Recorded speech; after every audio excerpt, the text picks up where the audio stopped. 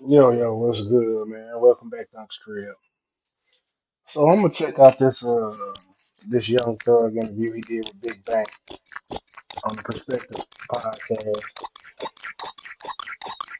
Just interested to see what he got to say.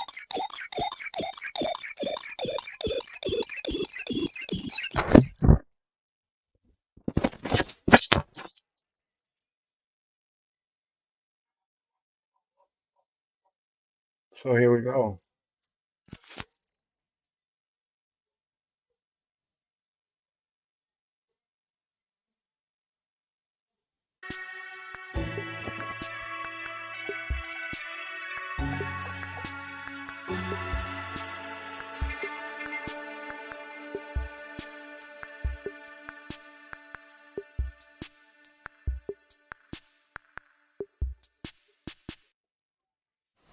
Welcome to Perspective with Bank. Yeah, what's up with it, King? I'm gonna keep it real with you, Slime. Coming out of jail, and we're like, man, what the fuck is this nigga doing, bro? Talking on the phone, like, what the hell wrong with this nigga? Like, and what's the difference between him being in the interrogation room talking and you being in the interrogation room talking? You acting like I'm bringing the nigga name up I ain't there. acting like I'm I ain't asking saying you. What make y'all young niggas feel like y'all can spin the police though? Yeah, this is how I feel, Slime. Me to you. I talked to Gunn when he first got out of jail. You don't like the word hurt. I see how you looked at that. what the can he say? Why you did that? What can you say? As a man, you think Key to respect you for what you did, bro? You to my RIP Key, bro. You know Key ain't gonna respect you for what you did to me, bro. You know that. You know Key ain't gonna respect that. You know ain't no real man gonna respect that. You did that, bro. You see that? You see an accident. This is the worst day of my life. But what you don't see is that in every crash, there's medical bills, repairs, time off of work. Not helping. Look again. There's cash in that crash. This is the best day of my life. There's cash in almost any bang, pop, slam, crack, smash, or boom. Animal altercation, cash. Pedestrian pandemonium, cash. Motorcycle mishap, cash. Big or small, What the hell super is fast this? stash of cash. We'll This maximize is your trash. compensation to get you healthy. After an accident, no cash means trouble with your work, medical bills, your mortgage, and your relationships. You deserve to keep everything you had pre-injury. Cash or crash will come in clutch. We've seen it all. Oh, I yeah, can't this help ain't it. it. Unrelated. So at the end I of any can't bang, skip pop, it or slam, nothing. crack, smash, or boom, see what I see. There's cash in that crash. With crash to cash. Remember, we don't get paid until you get cash. This is a Big Facts Network exclusive.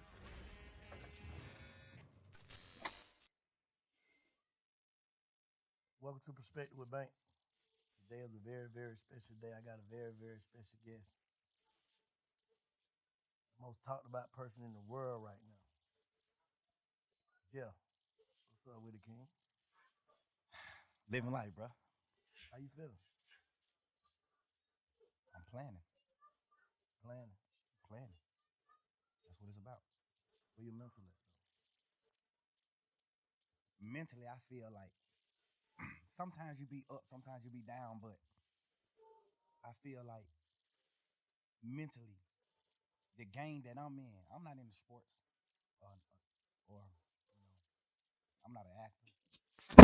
The game I'm in, no matter what, you want all eyes on you. I feel like right now, this moment, no matter how the eyes look, the eyes can look devastating, the eyes can look betrayed, the eyes can look however, no matter how the eyes look. In the game I'm in, you want all eyes on you. No matter how they come. I always pray for that. God, I want all eyes on me. I don't matter. No matter how the eyes look. I guess this is just him saying, hey, do No it. matter how they looking. No matter how they looking. No matter how the eyes look. A lot of the eyes gonna be like, you did wrong. A lot of the eyes gonna be like, you right. Hey, before we get into all that though, like, you know what I'm saying, what's going on and the talk, whatever. That's the reason why I said I got Jeff. I want to talk. I ain't never seen you in no interview like speak on John versus Charles or Jeff. You know what I'm saying? Why not? I feel like just not even on no simple manly shit or nothing like that. I feel like personally, I wasn't raised by like victims or men with like really touching feelings or like You know what I'm saying? I wasn't raised by those type of men. I was raised like I wasn't raised by the Wellers.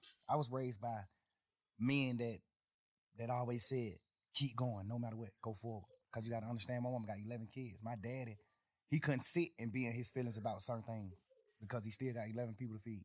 Plus my mama, plus him, plus his other kids. My daddy got 15 people he gotta worry about every day. So he ain't have a chance to sit back and just focus on his feelings and feel certain things. I wasn't raised like that. I was raised by a man who just was like, go forward, because that's what matters. What matters is not sitting and just being stuck in the moment and dwelling on certain things. Like that ain't what life is about. When you living in a king, when you living in a king, when you living as a king, it's about going forward. I think I did that so much to the point where I forget to speak about certain things. I be forgetting to speak about Lil Jeff. What's your what's your earliest memory? That's great. I ain't never had nobody that question. What's your earliest memory? Like if you could think of your earliest memory, like it's the first thing I remember is as far as back I can remember. You know what I'm saying? My earliest memory was Jonesboro South, my hood, the hood I'm from, the project I'm from, Jonesboro South. My brother Umfu, free Umfu. My brother, he he burned the house down playing with matches. Cause you know when you're in the project, you got that big ass long metal heater Mm-hmm. connected to the wall Mm-hmm. that come in the little snake looking heater. Mm-hmm. He playing with matches on it and it burnt down the whole building though. It ain't even burned down just our apartment. It burnt down the whole building. Damn. That's my first memory, like real life.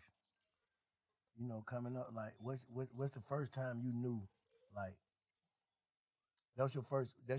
What type of memory would you say that is? Good or bad or in between? Bro, we were raised so different. You too, bro. Men like you raised me. From even if it's from a distance, Yeah. I always looked up to real street dudes, real guys who from the street and this and that. I always looked up to this. So men like, I don't even look at that like it's bad. Yeah. I look at that like a fun memory. Like, damn, that's how fucked up we are, bro. That's how we raised. Like, this nigga burnt down the house.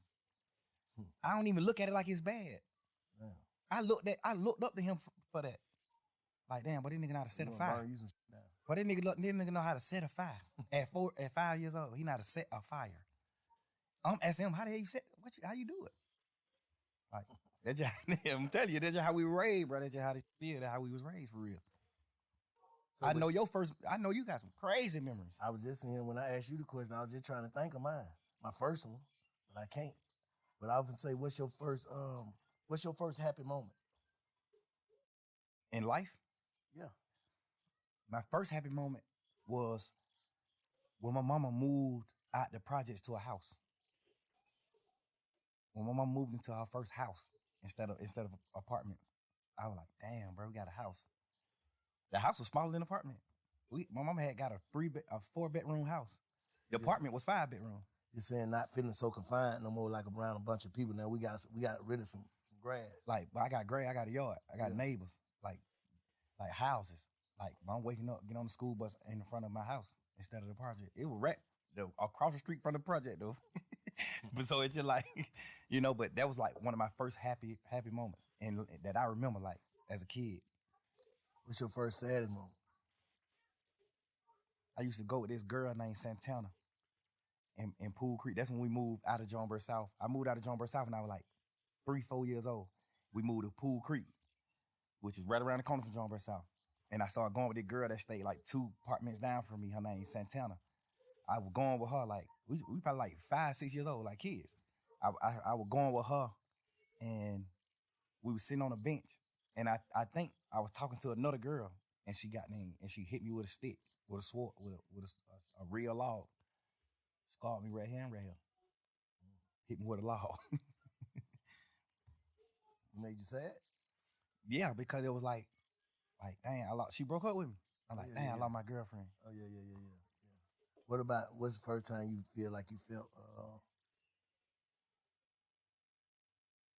betrayed? Now I'm gonna pause it right quick. I'm not familiar with Thug discography. I just hear certain songs when I hear them, where I hear. But do he put this type of realness into his music? Like the story about his brother burning the house down and being so happy when his mama got their first house. I think at this stage in his life, this is the type of music he should be making. Okay, you done made all that other, you know, music that you made that didn't really mean nothing about it. At 34, 35 years old, give your fans this. This what people want to hear. People want to know that they artists are human and feel things because we can relate to that. Everybody can relate to Lambos and Birkins and being flown out, but everybody can relate to the struggle. That's universal across the country, across the continent. Struggle is real for everybody. like as a kid coming up or whatever. My first betrayal was like, cause I'm a kid, so I wasn't introduced to the world or like niggas or friends. You know, you like you confined to just your household and the apartments you live in. So my first betrayal was probably like my other family members, like me hearing my auntie say, you know, she don't want my mom kids at her house because we just too deep. Like we got roaches in our house. Our clothes got roaches, so we might come to her house and some roaches might come out of our house. Now she got roaches in our house, and I understand it. You know, no harsh feelings, but Real shit though. you know that type of shit. I'm t- the nigga that I am. That's the type of shit I was dealing with in life as a kid. I was dealing with that. Like my mom got so many children to the point where her sisters and brothers like, man, man, hell no. We don't even want to deal with y'all. No, sir. Too many of y'all there. They weren't even on no bullshit. Just like she like, man, I got three bedroom apartment. I'm goddamn raising my kids a certain way. Y'all over here, y'all grown in hell. Y'all doing what y'all want to do. And like, hell nah, we don't want that shit over here. I want my kids to grow up, you know, a different way. So I get it. You know what I'm saying? But that's the type of shit I was dealing with. Like that was my first like betrayal, just like hearing my auntie say she didn't want us at our house. We carry roaches. Damn. Hey, shit, we had roaches like, Of course. but hey, My auntie them did too, but she it was so they was so small, so she was able to exterminate them. She was able to get rid of the certain. She keep it just got down a little bit. yeah. She had roaches just because she lived in the project. She was clean as a motherfucker. She ain't had them but three kids. All them were respectful, cool people, cool kids, all that. So she can contain like what's going on in her house. We just so deep. It's just like y'all finna come over here. We broke ahead. We got this smaller amount of food stamps than your mama. My mama got a lot of food stamps because she got a lot of kids. Her mama like, man, we got $300 a month worth of food stamps. Y'all come over here, y'all eat all the goddamn food because y'all just deep. Y'all ain't even trying to do no shit. Y'all eat all the food. Now my family don't, you know, just like that type. You know, until recently, like, and a lot of people who watching, they probably been watching me. They see like, Bank different. I feel like I'm different. I know I'm different now. Like at first, I was trying to trick myself into being different and it ended up working. You get what I'm saying? So, and I started realizing certain like, damn, Bank, this how you felt about this, or this what shaped you, or this what made you start to think like this, and this what made you, you know what I'm saying? Like, so how do you think Lil Jeff impacted Young Thug? A few things. It was a few reasons. A few things like from me being Lil Jeff impacted Young Thug. Like like some of the shit that I just spoke on. Like that made me like love people more because I seen like some parts of my family like not having the gratitude and like love that I wanted as a kid. Like I actually love my auntie. I actually love my cousins from my auntie kids. I actually love them. And my mama, we were so deep. My mama always taught us like love, bro. Y'all supposed to be with each other. We'll never go against these folks. Love, love, you know. So those type of situations impact the impact Lil Jeff to to Young Thug. Just like I'm telling you, you got to think. My mom got a 5 bedroom apartment. We 11 deep. All 11 of us live in 5 bedrooms. So I'm sleeping in the same bed with four other people. The four youngest kids my mama got sleeping in one bed. Then the middle three sleeping in two beds in their room. They got two different beds in their room in one room. Then the other, it's like that. So we were group. I grew up off of like you gotta love one another. We ain't had nothing. We was literally damn near junkies. Like we ain't had nothing in the world. We Not did. junkies. I'm telling you when You I ain't bums, not like junkies. not but junkies, but like Yeah, bums. yeah, You know what I'm saying? yeah, Like pride, junkies. yeah, yeah, yeah. Like we Fucked don't up. got nothing. Yeah, Like I wear my sister clothes yeah, to school. yeah. My sister then I gotta drop out of school just so I can wear her clothes, and people don't know that I'm wearing her clothes. That's what I'm saying. How them circumstances, like, in what way did that, like, what way, what it make you feel like? It made me feel like I just wanted. It made me feel like my aunties and like aunties and uncles and stuff treating my mama family a certain way. It made me like want love so bad. That's when I started meeting friends. That's when I started wanting love from like other people.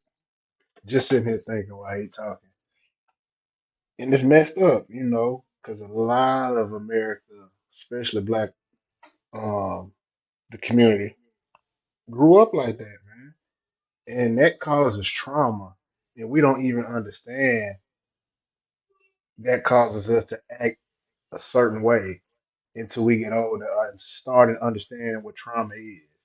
But I'm saying that to say, Thug need to get some help, not because of everything that's going on. Everybody, I think, could benefit from therapy. But he keeps speaking on his auntie situation. That's some shit that really bothered him, and I understand it. That's understandable. As a kid, you love your aunties and uncles. You love your cousins. In that 8, 9, 10, you can't wrap your mind around why we can't never go over there. Why we can't never spend the night with cuz? Why auntie don't want us to come over our house? And then you hear the things that the auntie's saying.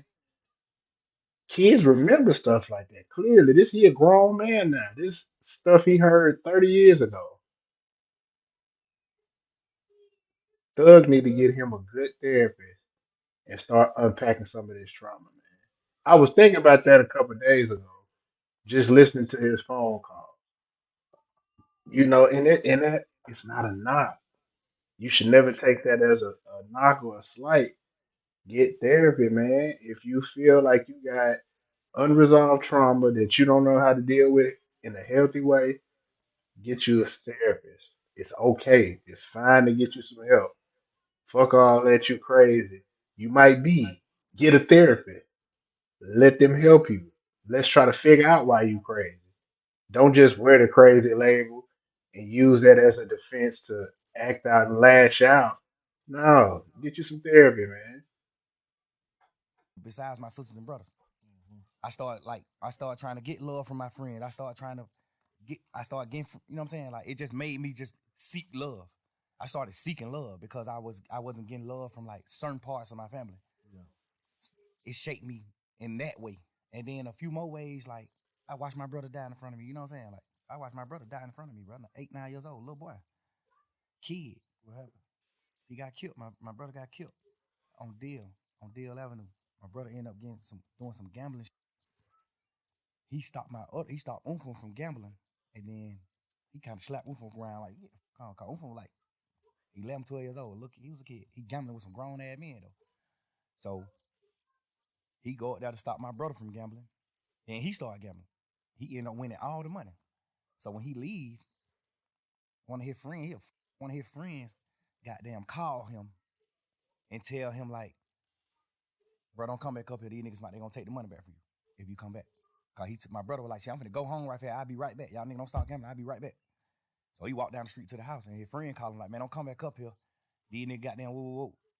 Which some people would look at like, nah, that ain't no, that's real niggas. But he knew my brother. He was my brother best friend. He knew my brother. Gangster, he's standing on that off top. You tell my brother some niggas finna do something to him, don't come back. He going right back. Cause the thing about it, he wasn't even coming back. He had won all the money. He won like 9,000. This was little kid shit. He won like 9,000. He his friend knew he wasn't coming back. Like he like made him come back by telling him a nigga finna like he gonna rob him. So he go right back up there and shoot a nigga. Who finna he go right back up there? Hey Ty. Who just said who you just called me and said a nigga said they gonna rob me? Who you said gonna rob me? The nigga Ty. What the hell? Man, nigga, who you said gonna rob me? You just called me and said one of these niggas might rob me. That's how the shit. That's how the situation started. He shot a nigga, your brother did. Yeah, he shot two niggas. He shot three niggas. He shot his friend, and then he shot the two niggas that killed him. Cause his friend was acting like a hoe, like not want to tell him who said he was gonna rob him. Yeah. His friend like, man, bro, you tripping, you tripping. Boom, shoot him, bitch ass nigga. Boom. Then when he shoot him, he started saying like, man, didn't nigga say him, bro? These two niggas. So he started shooting at these niggas. Doom, doom, doom. Then he take off running. He had a police siren. He take off running. Them niggas got them start back shooting back. Shot him in the back while he was running. Ran down the street a little bit and fell on the ground and just like, he just on the ground gasping like, man, hurry up, get me in the car, take me to the hospital. He just was telling us like, I feel like I'm dying. Like, I'm telling you, I feel like I'm dying, bro. I feel everything's slowing down. My heart rate, everything's slowing down. I feel like I'm dying. Y'all gotta, you know what I'm saying? I'm right here, bro. Little boy. I'm looking at my mama holding nigga hand like he going in shock. My mama like, Beanie, like, son, you hear me? You hear me? And he just like choking up blood, but he like, you can see he trying to say something, like he let her know, like, I hear you. He trying to say something, but he can't talk. So my mama like, you hear me? Squeeze my hand. I'm holding one of his hand. My mama holding the other hand. She like, if you hear me, squeeze my hand, son. Squeeze my hand. Don't go, son. You squeezing our hand. I'm like, ah, he still, you know what I'm saying? Like, I'm looking at this shit as a kid, bro. Like, so from that, Just think about the trauma that leaves on a person. Even as a grown man, seeing something like that, it's gonna mess you up. The brain is not designed to deal with seeing stuff like that. This is why you need professionals to help you unpack these feelings, man, and unpack these memories and emotions. Like this, wow. I mean, I think I knew his brother was dead. I heard him mention it in the song before. Never knew he was there to watch his brother die. That's crazy. At a super young age. day forward, I always said, I'm gonna do something to the nigga that killed my brother. That just shaped my life. That made me cause I played football. I looked up to Michael Vick. I played football. I wanted to rap. I looked up to Lil Wayne. I looked up to Michael Vick. I looked up to Hot Boys. That just shaped me from all that. From that point on, I looked up to like steppers. I looked up to niggas from my hood, from John Burr South, that handle their business. That shit just made me a whole different person. That one situation. I was never like 9 years old. I was a kid. So from that point on, like looking back on like what changed? Like what changed in you? Me, from that day, what changed in me was the way I viewed like niggas that wasn't from where I'm from. Cause that's what it boiled down to. Like a John Burr South nigga got killed by a DL Avenue nigga. So that just started making me be like, man, you ain't from John Burr South, nigga. You know what's happening. Now we living that type of life. So that's what I'm saying. Like the situations I was in shaped me in so many ways. It ain't shaped me one way.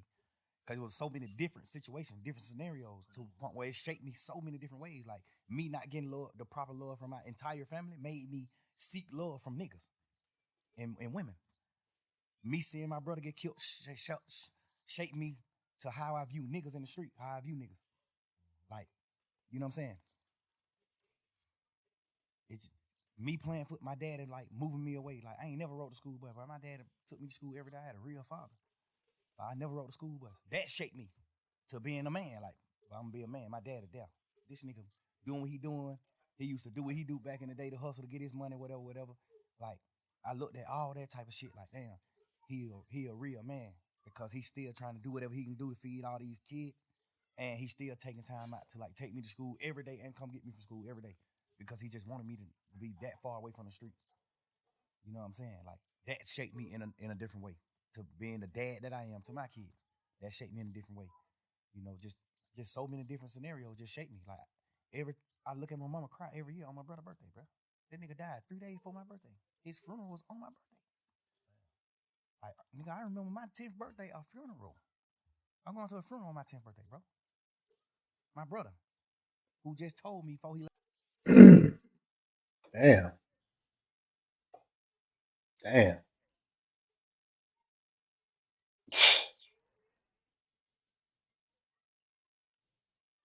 That's a very unfortunate upbringing, man. And it's just more unfortunate how common it is in our community, man. This is why therapy, something, something besides just drugs and partying, you know, meditation, therapy, You have to deal with a way to unpack this because you can tell, and with the passion how he's talking about this shit still bothers him. And I can't even be mad at that. Nobody should be mad at that. This is some real deal trauma he dealing with at 8, 9 years old. Left out the house and died. I'm gonna give you $100 for your birthday. I'm looking at that. Like nigga, I still wake up right now today. I still want my $100 for my brother. Can't get it. It just to being the dad that I am to my kids. That shaped me in a different way. Just so many different scenarios just shaped me. Like every I look at my mama cry every year on my brother's birthday, bro. That nigga died 3 days before my birthday. His funeral was on my birthday. Like nigga, I remember my 10th birthday, a funeral. I'm going to a funeral on my 10th birthday, bro. My brother, who just told me before he left out the house and died, I'm gonna give you $100 for your birthday. I'm looking at that. Like nigga, I still wake up right now today. I still want my $100 for my brother. Can't get it. It just certain shit just shake me certain ways, bro. Just you know what I'm saying? So when you look at yourself, like when you reflect and just look at yourself, how you see yourself right now as a person. Like if you had to judge you, how you see yourself. The crazy part is, bro, I thought I was whole. I thought I was wholesome. I thought I was like the perfect man until this situation. This situation at hand right now made me realize, like, damn, bro, I'm actually fucked up. Like, I was just so, God just created me to be so happy to the point where I know how to, like, get beyond problems. I just always was happy. My whole trial, I just was happy as hell because it's just like, I ain't got no reason to be happy. But it's just like I'm just a happy person. I'm just a natural happy person. I could have got a life sentence and went to prison for the rest of my life, and y'all would have been seeing me in prison on photos just happy. Cause I think God just created me like that. I be mad at God sometimes for that. Like, dang, bro, why you created me just like so happy to the point where I can't be in touch with my real feelings? But do you think that type shit goddamn make it to where a nigga? Cause I'm gonna keep it real with you, son. Like coming out of jail, and we're like, man, what the fuck is this nigga doing, bro? Like it's like you ain't learn your lesson, and all this shit going on here, and these calls talking on the phone. Like, what the hell wrong with this nigga? Like, you know, a nigga trying, nigga. I know you was in there praying, right? Absolutely. Like, it's like, do you not understand your prayers got answered? Yeah, you understand that, but you also you also listening to people tell you like, well, you the wizard. You ain't going to prison. And then you gotta understand, man. I was in jail 3 years, bro. Like I was praying 3 whole years. At some point, I started thinking like the prayers ain't working. You gotta understand that too. Like I'm going through shit every day. I'm looking at my best friend, them do what they do. I'm looking at this. I'm looking at certain shit, and it's making me feel how I'm feeling. Like I ain't never been a nigga to pillow talk. I ain't never been a nigga to talk about nobody else in my life on the phone with nobody else. I never been that type of nigga. I've been these last few days. I've been sitting around like, what the fuck was I thinking? Like, what I was I doing? appreciate you for saying that. I think I was just so fucked up, and I just felt like it was just over. Like I'm just sitting in jail 24 hours on 23 and 1. I'm in a cell 23 hours. Like at this point, I'm just like, man, I don't give a fuck. Life it ain't what I'm thinking it is. Like I'm just talking. At this point, I'm just talking. At this point, I'm just holding conversations with my girl. Now, if you can't understand that, I completely understand that. You think you ain't never coming home again to see your people. Uh, hell, you angry, you sad, you hurt, and this is the only outlet, the only connection you got to your loved ones and to the real world. I feel him, man. I feel him. I feel his reason, man. Real. Nobody else. I've never been that type of nigga. I've been these last few days. I've been sitting around like, what the fuck was I thinking? Like, what I was I doing? appreciate you for saying that. I think I was just so fucked up, and I just felt like it was just over. Like I'm just sitting in jail 24 hours on 23 and 1. I'm in a cell 23 hours. Like at this point, I'm just like, man, I don't give a fuck. Life it ain't what I'm thinking it is. Like I'm just talking. At this point, I'm just talking. At this point, I'm just holding conversations with my girl. But the crazy part is, all these conversations that I had on the phone, I also had with the same niggas who I was talking about on the phones. So that's why it don't seem weird between us, me and them. Cause I done held these same conversations with Wham. I done held these same conversations with Savage. How I feel about him, how I feel about Wham, how I feel about this, how I feel about every situation. We talk like men, we brothers. We talk. They tell me how they feel about certain things. So we all aligned. We won. We what we is. But you gotta understand, like, my standpoint. I'm locked up. Nigga, I'm on the phone talking to my girl every day. This the only person I'm talking to on the phone. This the only person that I can talk to. Like, I can't even talk to my family because they just like how they is. It ain't good for my case. They can be on the phone. They don't understand certain things. So if I be on the phone with them, they might say the wrong thing on the phone. So now I can't talk to them. Now I can't talk to Bank. I don't want the police to get on Bank. Now I can't talk to Wham. I don't want the police to get on him. I don't want the police to get on Savage. I don't want the police to get on Pluto. It's just so much shit in my mind to the point where I'm just like, I'm confining myself. I mean, not confined. I'm like trapping myself to just communicate with one person. And then I might go to court and just get body slammed by the motherfucking judge, bro. And then I just got to come back to the jail. Now I'm on the phone with somebody that I love, whoever it is I'm on the phone with, and they like, man, goddamn, or goddamn, they say this nigga right here been up pulling up on bro. This nigga pull up. Of course, I'm just like, bro, I just got body slammed by the jail. I'm just feeling how I'm feeling, bro. I'm just saying what I'm saying. Like, I ain't even tripping on that. I'm just saying what I'm saying. And I done told all these niggas these same things. But looking back on it, how you feel? You just said, goddamn, like, damn, you feel like you was tripping. I feel like I was tripping, but I feel like, cause I ain't never did shit like that. I ain't never pillow talk with no girl ever in life. I ain't never in my life held no conversation with no girl about no another nigga ever until jail. And I've been trying to figure out, like, why the hell was I even doing that? And then I just had to, like, think back to when I was in jail. Cause I did a long time in jail, so I know how to think right back to when I was in jail right now. So you've been reflecting. Hell yeah, and that's another thing I don't even want to do. That's why I don't even respect the phone call shit coming out, cause all it do is make me think about when I was in jail, going through fighting for my life. All it do is make my girl think about those long ass conversations on the phone. We praying and we doing shit and hoping that I can get away from this shit and come out of it. Like, that's the weird part about this shit that's happening. Like, this shit, all this, y'all, this shit just like a fun moment in the memes on the internet and trying to just like tarnish my existence and just my real nigga shit, my real nigga life to like just to have fun with it. But not knowing, like, but this shit traumatizing the hell. This shit goddamn make me remember when I was in jail. This shit make me remember those dark ass days and moments I had, bro. This shit make my girl cry. She ain't even tripping about what we saying on the phone. Nigga, we said, whatever I say, I can say twice. I'm a grown man. I'm a man, nigga. Whatever I say twice. And I done said it to every nigga. They know that. So I ain't tripping on that part. I'm tripping on just like the world not knowing that. I'm tripping on the world just, oh, but look at this. Oh, hey, y'all, here go another phone call. Here go. It's just like, bro, y'all ain't understanding what's going on. Let me say this. If you won you knowing that you told these people and you was on the side, how would you look at that? If you was from the sideline, just listening to Slime on the phone, on the jail phone, talking to Savage, talking to your girl, just about like everything, how would you look at that? If you didn't know, like you said, you done told these same people this, how would you look at it? It depends. If I was on the sideline and I never been in that situation, like no jail shit or fight for my life, I probably would look at it how people looking at it that ain't never been through shit. Okay. They probably looking at it like, man, you some bullshit. Why the hell you talking about? But if I was a nigga that had experienced certain shit, I would look at it another way. Mm-hmm. But and me personally, I'm a smart man. I know how to think. So if I see somebody else going through this, I'm the type of person to be like, damn, I want to know what he think. Like, I want to hear what he was feeling. Like, why you do this? Why you said this shit on these phone calls? Why you was saying this shit on these phone calls? Because everything on the phone call came from questions being asked. Or they just putting out your part. Who you think putting that shit out? I don't know. I be looking at it like some of the niggas that's like mad that I'm pushing grown man business. I'm pushing. We ain't telling on nobody. We ain't no rats. We ain't doing it. It might be people that's like, it might be stemming from that. Cause do you think you inviting that energy though? Yeah, 100%.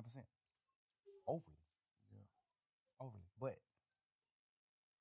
me just knowing how this world is, even if I wasn't inviting the energy, it still happened. It still would happen. You can't just say that. I know it. You can't just Because you got to think, before the world even seen an interrogation video of me or anything, jail calls I had already got leaked. Jail call got leaked when I was in jail. Interrogation shit was already out too, though. Right. I'm just saying, all this shit was happening while I was in jail. But I'm saying, So I don't think it would be, me personally, bro, this shit for me to use, I don't think it would be, it's like right now, Yeah, interrogation shit came out too, and there was some shit in there. We're gonna talk about that. There was some shit in there like, damn, Slime, why you say that? Like, what the hell wrong with you? But at the end of the day, I'm saying niggas wouldn't wanna be like, yeah, man, fuck that nigga.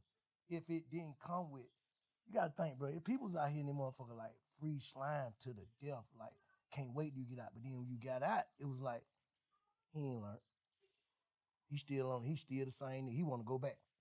Just off of tweets and dissing and you know what I'm saying?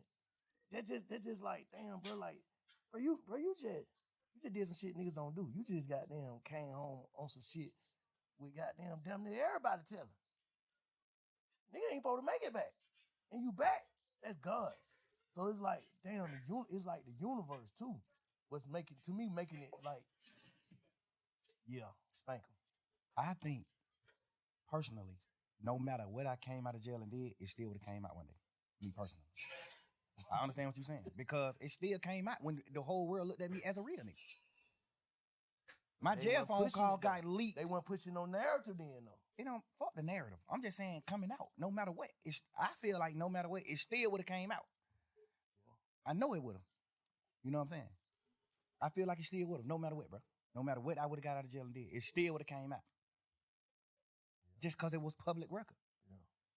Because at the end of the day, when the first shit came out, when the first few jail calls came out, or me and my girl just talking this shit, when those first few jail call came out, nigga, my team got in touch with the Cobb County people and stopped all of it. Like shut down the whole system. Now you can't go get none of that shit. Okay. So what they tell you? Somebody been had it. They got it back then. And they just waiting to release it. Strategic. No matter what I would have came out doing, it still would have got released. What about like? Because you can't go on the internet and get it right now. You can't go on Cobb County website and get it. It's been shut down for a year and a half. What about like contradicting shit? Like they say, you tweeted that you told y'all to take the oomph to Yeah. take the plea. Yeah. And but on the call, you told Savage. I ain't told that nigga that. Like, so that's like credibility. Like, damn, Slime, you said this, but this, you tweeted this, and well, goddamn, what one is it? Yeah, I understand that. And the thing is, when just say I'm in jail fighting for my life. This just for people that don't know the law. Okay. I got co-defendants. I got 28 co-defendants. I got 28 niggas on the case with me. We can't have contact. We can't talk to each other. We can't be around each other. When I go to court, they got me on a whole nother motherfucking place side of the courthouse. They got these niggas on different sides of the courthouse. Nobody is around each other because we co-defendants. We get another charge if we talk to each other. We can't talk to each other. So when I'm on the phone, a nigga like Savage, he know what he know about the law, but it's some things that he don't know about the law. So that's what slowed me down from calling niggas from jail, because he on the phone just having a normal conversation with his brother, and he just want to know what's going on. Like, shit, I just want to know what's going on, bro. Like, you seen your brother plea? You seen this? You know, he don't know the law. He don't know the side of the law where I got a co-defendant and I can't talk to him. So if I get on the phone on a jail call and tell Savage, yeah, I talked him. I told Umfu to take his plea. That's another charge on me because I don't supposed to have contact with Umfu. So when I'm on a jail call talking to Savage, I got to say no. Hell no, I ain't told that nigga do that. Hell no. Because all they gonna do is take that jail call and play it in court. Now I got to attempt the court charge. So when I'm in the jail, I can't say it. And when I'm in the jail, I'm like, hell no, I ain't told no nigga take no plea. No, I ain't did that. Because I got to do that. I'm on trial. I don't supposed to have no contact with him. If I say I told my brother to take the charge, all they gonna say is, how you told your brother that? You must talk to your brother. Boom. The lawyer can get in trouble. All type of shit can happen. I'm on the phone all the time. Hell no. I ain't tell that nigga take no charge. Fuck no. I mean, I ain't tell him to take the plea. No. But when the case over, can't nothing happen to me by saying that. So when the case over, hey, let me clear this up just for the world to know. Because I told Savage no. I told Pluto no. Like, I told a few niggas who asked me, like, hey, bro, you told your brother to do that? I'm like, hell no, I ain't telling him to do that. So obviously niggas that I fuck with in the streets, in the world, they looking at it like, all right, your brother did what wrong. You ain't tell your brother to do that. Mm-hmm. So I gotta clean that up. Because I really did tell him after the case. Yeah. After the case. Hey, hell no, I overly told him to take the charge. But because it definitely looked like, damn, they took the same plea, so how the hell you gonna just single a gun out? You know what I'm saying? You know why? But you was done talking? Nah, the reason why I differentiate his plea from their plea is that's like you telling your son to do something versus you not telling your son nothing and he do something. I told my brother to take the plea. We had a week and a half conversation, talking a week and a half. Every day in court. My first time seeing the nigga since we been in jail. We crying each other, all type of shit. I'm like, bro, get the fuck on. This nigga been in prison his whole life. You think that nigga give a fuck about going to prison? Boy, that nigga a man, gangster. Stand on that. Home don't give a damn about no sentence. Home told me every day in court, he told me, hell nah. Boy, you tripping, bro.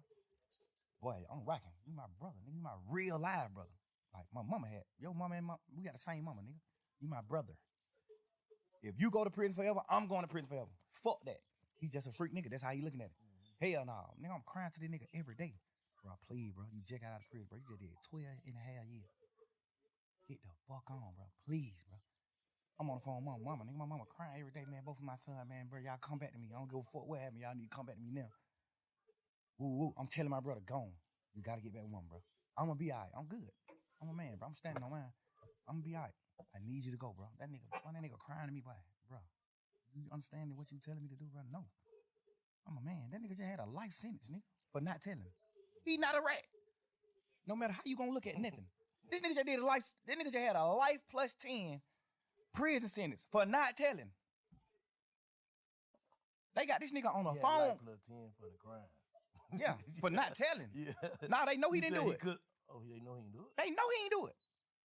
He got a life sentence. You know that that motherfucking judicial system here, bro. They know they got the nigga who did the murder on the phone 2 days after he did the murder, talking to somebody on the phone like, man, y'all niggas stop playing on my money. I just had to step on the nigga a few days ago for playing on my money.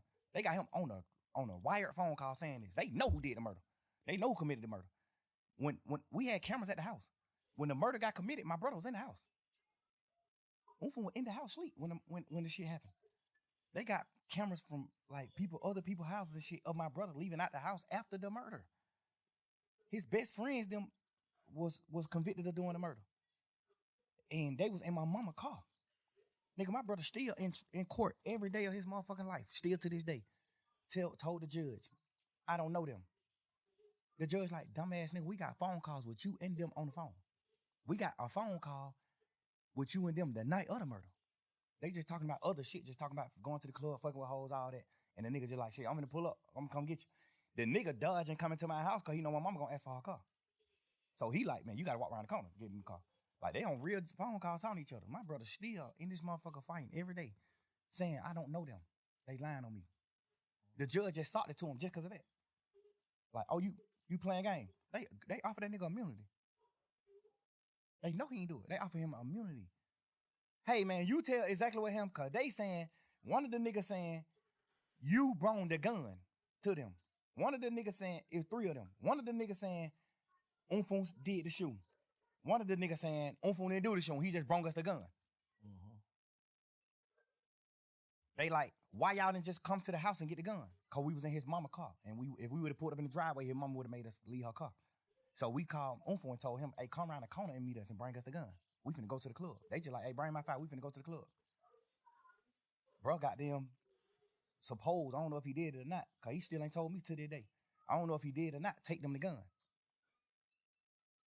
But when he take them the gun, they ride off and gone, and like they finna go to the club and do what they doing, but they end up, well, that's what the court say. I don't know the case. The court said that they robbed some Mexicans, and one of the Mexican booked, and they shot him, and the Mexican died. I don't know if that's true or not. I'm not saying it's true, but this is what the case was. They saying my brother took the gun to them, and then one of them killed the Mexican, which we don't know if that's true or not. Cool. Goddamn. They got one of the Mexicans that didn't get shot. One of them got killed, and one of them they let run away.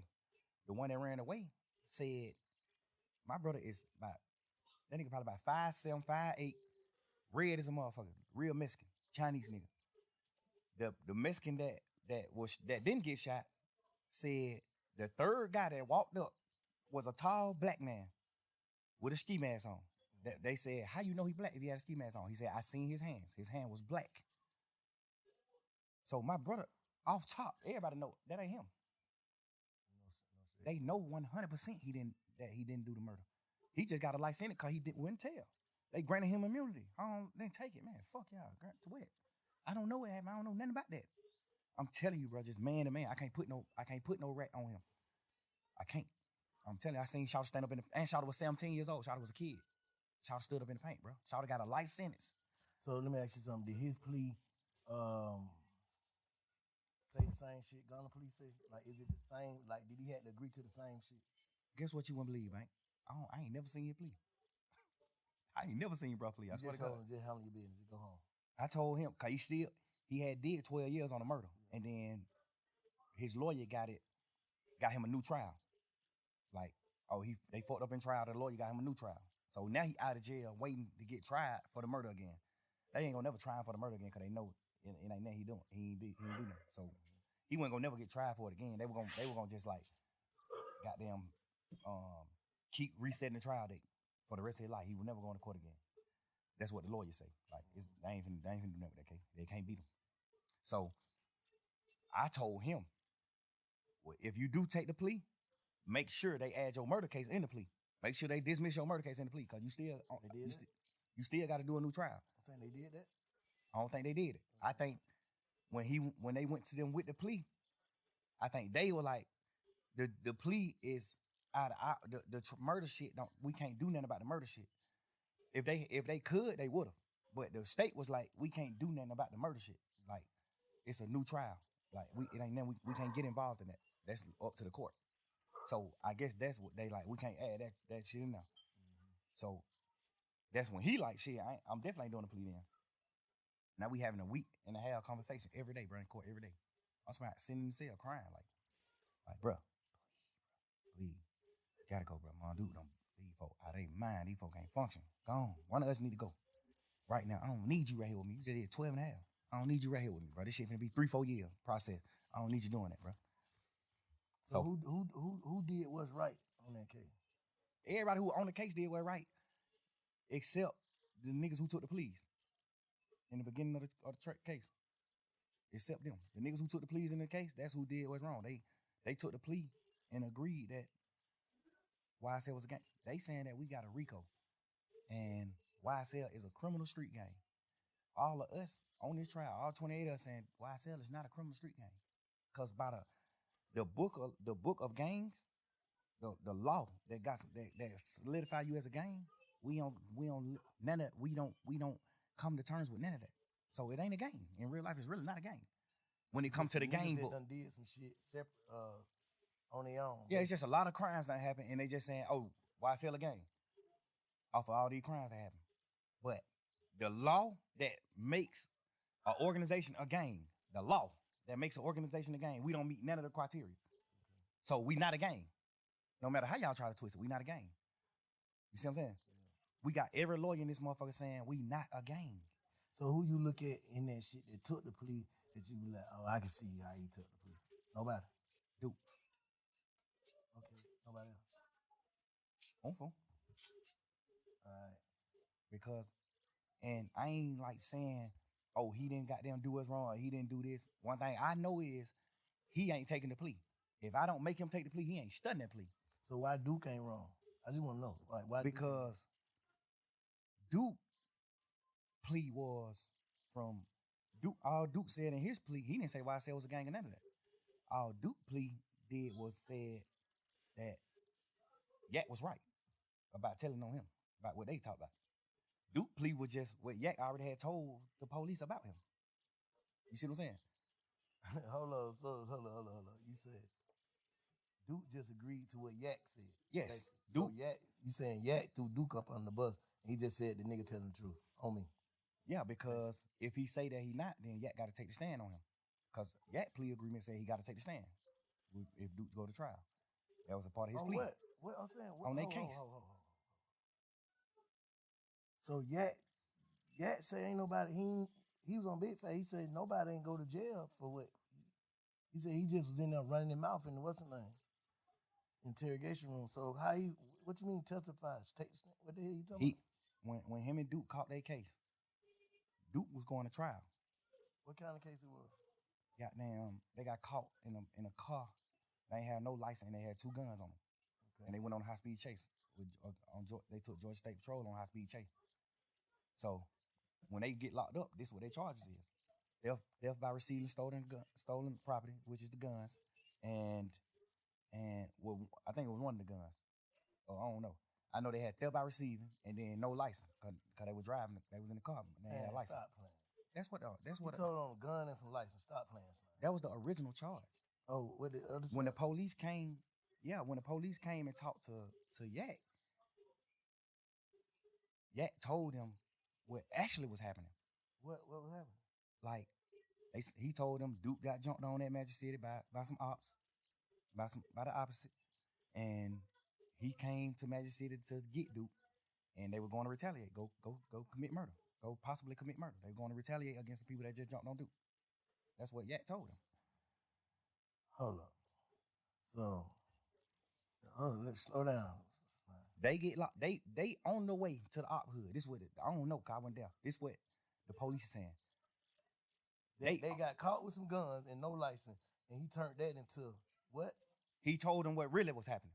Cause the police just like, why? These two, they ride past the state patrol. It's 2 young niggas with hoodies and ski masks and all that old shit ride past state patrol. State patrol get behind them. They go on a high speed chase.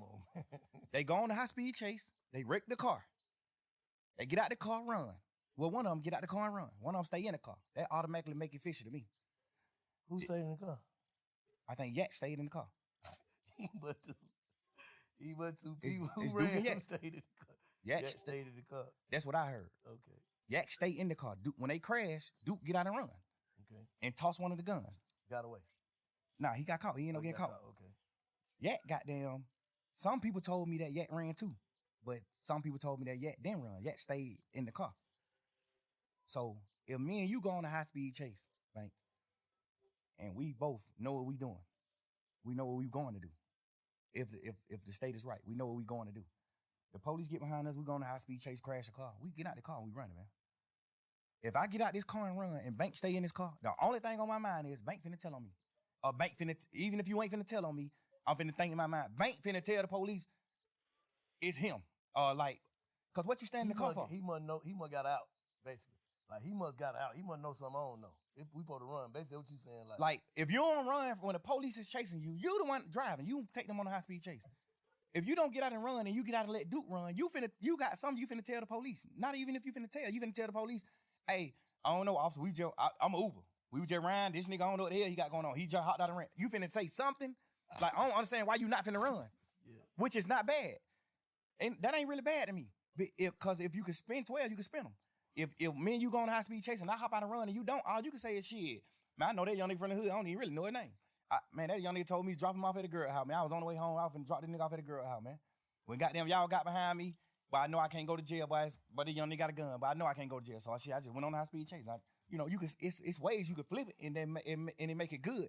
Like, all right, cool. I understand why you sat in the car. If you can flip it, you can flip it. So I ain't gonna say he sat in the car because he was gonna tell, but I'm gonna say it's weird that you sat in the car. Like, so what? All right, fast. If you sat in the car. All right. Look, it's the reason I ain't doing much comment on it because I really want to hear what he talking about. And I said it before. I didn't grow up in the streets, so I don't know the rules of the streets. I don't adhere to the rules of the streets, so I'm not gonna talk on street situations on what I would have did or what I should have did or what they could have did. I'm just listening, man, taking it all in and looking at how long this is. Bro. I'm not gonna watch this whole thing. Oh no, it's over 2 hours. I'm probably watching like 30 minutes of this and I'm done. Fast forward to what the facts. You say he Duke got jumped on at Magic City. Okay. Call yet. This supposedly. I don't know. Allegedly. Yeah. Duke got jumped on at Magic by some opposites. He called Yak. Yak come get him from Magic. Him and Yak get in the car and on the way to the ops hood. They on the way to the ops hood to retaliate, to go handle their business. Like, niggas just jumped on him, he finna go handle his business. They ride past the police next to the ops hood. They on the ops street when they ride past the police. The police get behind them, they turn the lights on. They go on a high speed chase, they crash. They get out and run, they get caught. They in jail for driving no license and firearm in the car. This the charges. The police come question Duke. Duke don't tell Duke like, man, suck my dick. No. The police go question Yak. Cause Yak, I think Yak was in some more trouble too. So the police go question Yak. So I guess that's his way of being like, shit, but I gotta try to get myself out of trouble. Well, I'm in deep trouble. Like even though Duke got this little bit ass case, I got this same little bit ass case, but I got more shit. I'm on probation. I just got out of jail. He Yak got a deeper rap sheet. So But I thought he said he took the charge though. I thought Yak took the charge. He said goddamn ain't nobody go to jail but him. Like he don't want this time and Duke him got some and Duke went to jail, bro. No, I'm saying like convicted. Basically like Duke got some probation. Duke got convicted. He got probation. 6-month probation. I think he got a year probation. So Shawty went to the Fed though, so he had to take the gun charge. No, he went to the Fed because that was like his fifth, sixth time getting caught with guns. So your fifth, sixth time getting caught with guns. Now the Fed's involved. Now the Fed like, hey man, they keep getting caught with guns. Now the Fed snatch you. Now the Feds give you the gun charge. So you can't take the gun charge. The Fed gave you the charge. The Feds gave you the charge. You didn't take you running around saying you took the gun charge for Duke. Now you didn't. In your interview, you said the gun was my gun, but I gave it to Duke. Everybody know in a court of law, if you say, hey, this is my brick, but I gave this motherfucker to a bank, whoever is in possession of this brick, that's who brick it is. That's a fact. Whoever in possession of this gun, that's who gun it is. I don't give a fuck. You can tell the police 1,000,000 times this your gun. Duke get caught with this gun. This motherfucker is Duke gun. One thing I have always liked about Thug, Thug not a dummy, man. Thug got some intelligence about himself. You can say what you want about him, but he's not a dummy. And I'm not talking about street smart. He got some intelligence, man. Like, I promise you that. That's how they go. So the Fed snatched him, and when the Fed snatched him, his charge in the Feds was the gun charge. It's because he had more than one, but like yeah, the Feds just were on him. Like we on him. He keep getting caught with a gun. He done beat murder charge, all type of shit. He done beat murder charge, all that. So the Fed already on him. He get caught with take the stand. Why I'm saying, so Duke didn't go to trial. That's why he no. The thing about it is, I don't know if this true or not, but Yak told Duke, man, just take the little probation shit. And I feel like he told Duke that because he didn't want his interview to come out. Because if Duke go to trial, you got to take the stand. It's a part of your plea. So you tell Duke, man, take the probation. Shit ain't nothing but a year probation. Take that shit, man. You tripping. Go on forward with your life, man. So Duke take the probation thinking like, shit, my brother took the charge. I'm gonna take the probation for even being around it. They just charging Duke with it. So they give Duke a year probation. Duke take the probation. Word in the street is Yak told Duke to take the probation. I don't know how true that is or not, but a lot of people that said Yak told Duke to take that probation. A lot of people, reliable sources, said that Yak told Duke to take the probation. I feel like he told Duke to take the probation because if he didn't, he was gonna have to take the stand on him. And he didn't want to take the stand because he already got to go to jail. So you saying he would have took the stand in the Fed when he picked it up, basically? Yes. If Duke, no, it don't matter if the Fed pick it up or not. If Duke if Duke don't take the plea, Yak gotta get on the stand and Duke trial. That's his plea. His plea was this and this. You get out of jail. You do this. You do this. But if Duke go to trial, when Martinez want to go to trial, you must take the stand and speak truthfully about what you told us in this interview. That's his plea. If Duke go to trial, he got to get on the stand. That's Yak plea. And if he would have took it and he got on trial, what they would have did? That would have fucked the case up or something? Who? That would hurt the case.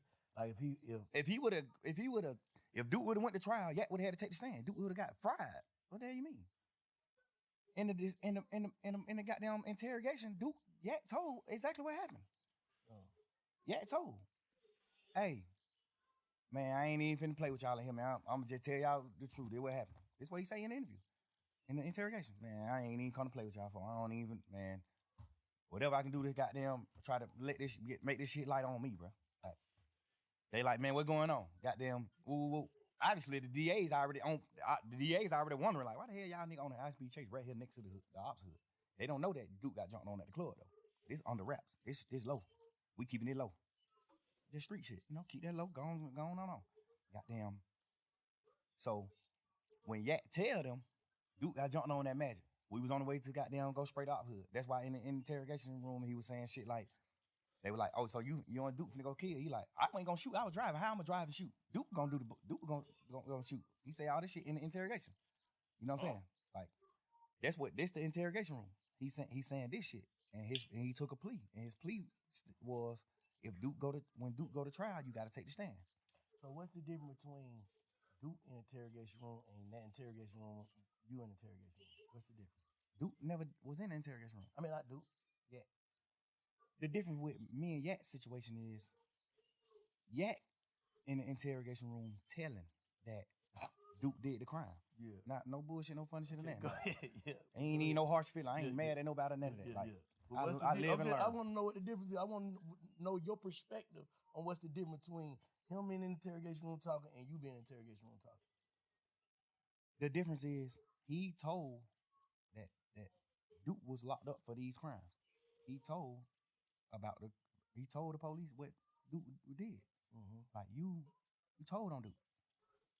That's the difference between his and mine. I didn't tell on Roscoe. I try to free Roscoe. But I'm saying Roscoe didn't shoot at the bus. Yeah. We be serving these niggas when they come to Atlanta. He ain't shoot at this bus. They ain't beefing. Yeah. That's what I'm telling the police. Yeah. Any street nigga in the world gonna understand that. Any street nigga in the world not finna say, oh, I read it, or I did what wrong. No nigga. But what about the niggas who feel like you don't supposed to mention other niggas' name in front of the police though? The police mentioned the names. I just gave them my stories. Okay. The police mentioned their name. I ain't bringing no nigga name up in the interrogation. The police mentioned these nigga names. I brought Guap name up, but I brought Guap name up to talk about my dealings with Guap. Like, I'm signed to Gucci. I'm not signed to Bird. Yeah. That's why Guap name came up. You know what I'm saying? I ain't bringing no nigga name up. You acting like I'm in this motherfucker saying, oh, Big Bank Black, a nigga who the police don't know. I'm naming Superstar. The police know every one of these niggas. You acting like I'm bringing the nigga name up there. I ain't saying you. I'm just saying, I ain't saying you. I'm saying like the world. Y'all acting like I'm goddamn bringing up a nigga name, putting a nigga on the police radar. Man, I'm talking about full-blown superstars. I'm talking about signing. I'm signing to Guap. What the fuck could I do to get Guap in trouble? By saying I was signed to him. Like, what the fuck can I say to get Birdman in trouble?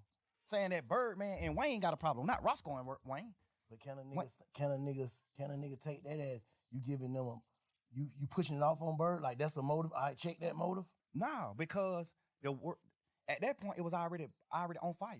You gotta understand, Wayne had already said they fuck nigga over my money. This shit was on the internet. He already said fuck a nigga wear a dress, man. You don't listen to nigga music. He already did all this shit. He did. So this shit already in the public. This shit in the public eye. I'm not sitting here telling them nothing, giving them something to go with, a story to go with. I'm in this motherfucker saying, man, y'all, what you talking about? Like, what the problem is with Bird and Wayne? You know what they saying the problem is? They saying that Birdman, they paid him. Mm-hmm. Like, what the fuck is you talking about? Yeah. Like, you know that. Even though I feel like, personally, I shouldn't even been saying that, because y'all already know that. Yeah. So why do I got to sit in here and reiterate that? But, you know, you just a young nigga. You just in this motherfucker thinking you flim-flamming these folks. Yeah. But the difference is, I'm telling these niggas my partner ain't committed the crime that he in jail for. And a nigga like Yak telling the police that Duke committed the crime that he in jail for. That's the difference. Yeah. Me asking you, do you understand the difference? I understand the difference, but like I said, Slime, I told you this, like, you know, looking at it from the side is like, why would you tell that lady, take your number? If you look at the whole interview, and I'm gonna put the not the audio, I'm gonna put the video out so you can see the actual video too. I told the lady to take my number on some flirtation shit. Like, we just flirting. When we first come in the room, I was flirting with all this shit on video. When we come in the room, I'm flirting with her. When we sit down talking, she's sitting at the table. I'm talking to her. I'm flirting with this bitch. Not meaning to call her no bitch. I'm flirting with this lady. Like, and at the end of the video, when everybody getting up and leaving out the room, I'm still talking to her because she getting up late. Like, she still like getting her shit together and getting up. Like, well, all right, goddamn good talking to you. Woo, woo, woo. And I'm like, man, you don't know anything. Get my number, baby. I make promises. You know, I'm just flirting with the lady. Obviously, the world gonna look at it how they want to look at it. But that's wrong shit to say, son. Just looking back on, don't you feel like that's the wrong shit to say? I feel like that's the wrong shit to say if I was saying it for the reason, if I was saying it for another reason. I'm saying hearing it. Hearing it. Obviously. You hearing it, what that shit sound like? I understand. Right, I understand what it sounds like. Yeah. Because I'm mad at niggas for saying shit like that to the police. But the difference about me is, what in that interrogation did I tell the police for you to think that I'm saying, if y'all want to know anything else, get my number. I didn't tell them nothing for me to even say, if you want to know anything else, get my number. And don't tell nobody. What the fuck did I tell them in the interview for them to even, for a fan or a nigga who looking at the interview? What did I say in the interview for you to even look at this interview and say, and not say he playing game? Man, nigga just playing game. He talking shit. He ain't even tell them shit. Like, yeah, you told. They said who killed Nut? You said Shannon and Woody. You did? Yes. So at the end of your shit, when you say, when the police say, well, all right, man, you got anything else you want to say? He say, hell no, I'm locked up. Y'all got me locked up. Y'all gotta let me get out. So I can goddamn get around and then I can say, I can have something else to tell y'all. That's a difference than me saying it because I didn't tell them shit in my interrogation video. I'm in this motherfucker talking shit with him. Y'all blood? Hell nah, man, we fake bloods. We just say that shit in music. Crazy. Nobody ain't no real blood. Wayne and us ain't real bloods. We just talking shit in music. I didn't tell them nothing to get nobody in trouble. So why would you look at the end of that interview when I said take my number? I make promises, baby. Don't tell nobody. Why would you look at that part of the interview and say, This is why you always gotta have context of things and not be so quick to judge, man. Because honestly, sonically, it did sound a little off-putting. Because that's just not a phrase you ever want to say to the police, especially dealing with a situation like that. But I never jumped the gun like, oh, that nigga a snitch. Because, like I said, I don't care about that. But I always said I wanted to hear the rest of the tape. I want to hear the whole thing. And now that he think he had a video, perfect. And if it's playing out how he playing out, how he saying it, I can believe that because Thug like the female. We all know that. And he got slick mouth, so I know he was probably in there popping this shit, not really taking it serious. So I can see that. I can see that. damn, but he was gonna get him his number so he can get him information. What information did I get him anyway? The first, you get what I'm saying? I get exactly what you're saying. If I'm spinning the police, and at the end of my conversation I say, get my number if y'all want to know something. What make The young niggas smartest feel nigga like gonna they be can like, spin the bitch ass nigga, police you ain't though? tell them then. What make y'all young niggas feel like y'all can spin the police though? Just I come, don't understand that though. I bro, don't understand that. man, But them bitches is smart, bro. It's just like movies, just coming up in the game.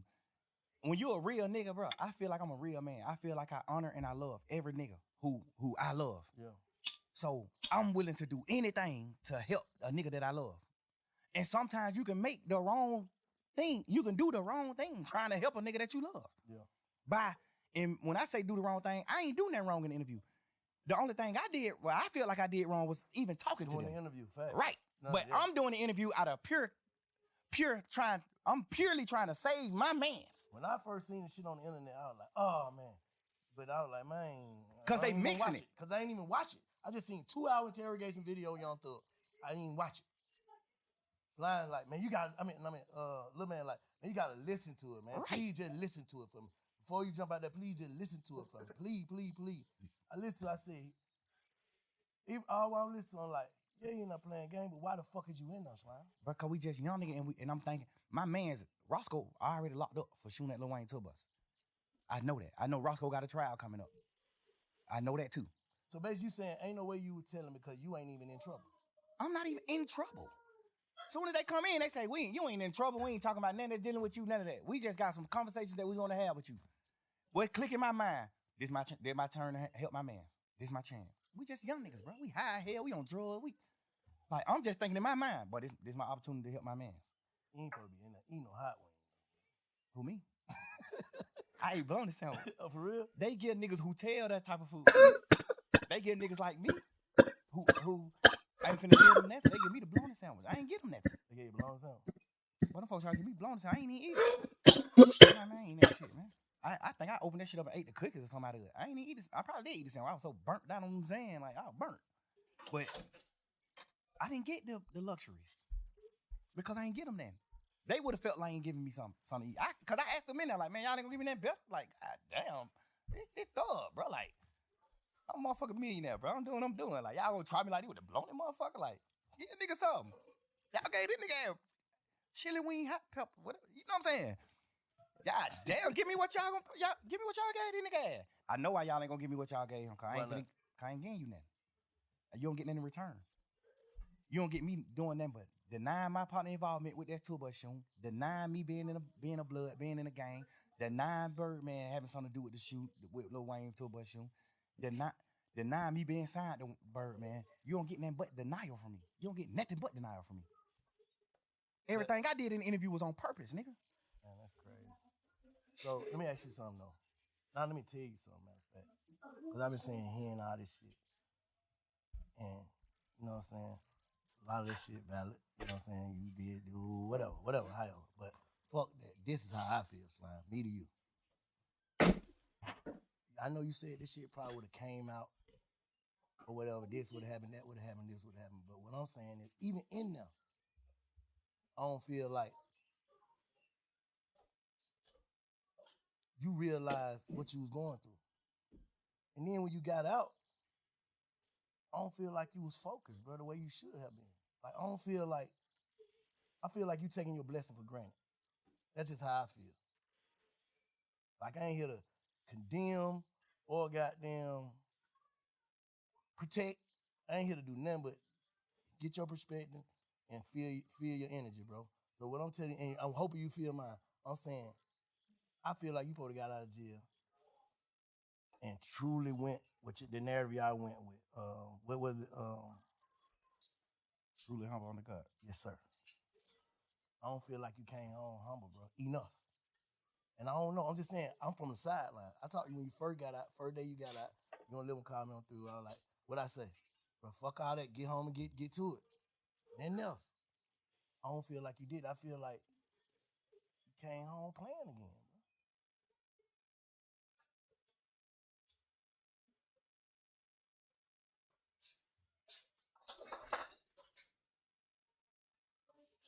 I don't need me personally. I don't know. I don't know, Bank. Just to be honest, bro. I don't know. I don't know. I think the crazy part is I thought I came home on fire. I thought I came home just like popping that shit and just living life and getting back to life and enjoying life. But you still gotta understand this too, Bank. My whole life I poured into people. I built niggas' foundations. I built niggas up my whole life. Any nigga you can name, I play a part, a major part in their success. I witnessed that. And I feel like you got to look at it from, you got to step in my shoes, Bank. I got to get out of jail and rebuild. I got to get out of jail and rebuild this shit. I can't get out of jail just hit the ground running. That's what dumb niggas do. That's what a fuck nigga do. They go past what the fuck they did wrong and they just keep going. Rebuilding doesn't mean what, like rebuilding your mental? Rebuilding my mental, rebuilding my financial stability, rebuilding my organization, the rebuilding like the way the world looked at me, the way the world perceived me. Cause you gotta think, I get out of jail. Yeah, I spent my last 10 years every day with my friends. And we building, we showing the world this how you supposed to be, this how brothers is, this hood is, this how we supposed to do it, this what we doing. So I get out of jail now I don't got them friends no more. So I just get out of jail. I'm used to being with them. My last 10 years, I've been with them every day. So I get out of jail. Now I gotta learn how to not be with them. And not because they dead or they went to prison or they did it, because they betrayed me. I can't just get out of jail just going forward, bro. Like I thought I was though. But this situation at hand just let me know, like, damn, you ain't going forward. You wasn't going forward. But then I look at it like, damn, why I ain't going forward and not going forward like success? Because I don't look at them nigga like they Why successful. you ain't moving on? Why I ain't moving on? And I think like because I gotta rebuild. So do you think watching a nigga look as if they like Gunna? You think watching Gunna look as if though he ain't hurting about this shit or moving on, that shit hurting you even more? You don't like the word hurt. I see how you looked at that. But a nigga gotta know when they hurt, bro. Cause the only thing you explaining is you talking about betrayal. Those words bring heartbreak. Yeah, but bro, we gangsters, bro. We men, bro. We bosses, bro. Ain't no such thing, bro. I cried on the internet about that. Give a fuck. I ain't that gangster. I know, Nigga, but our heart is fragile.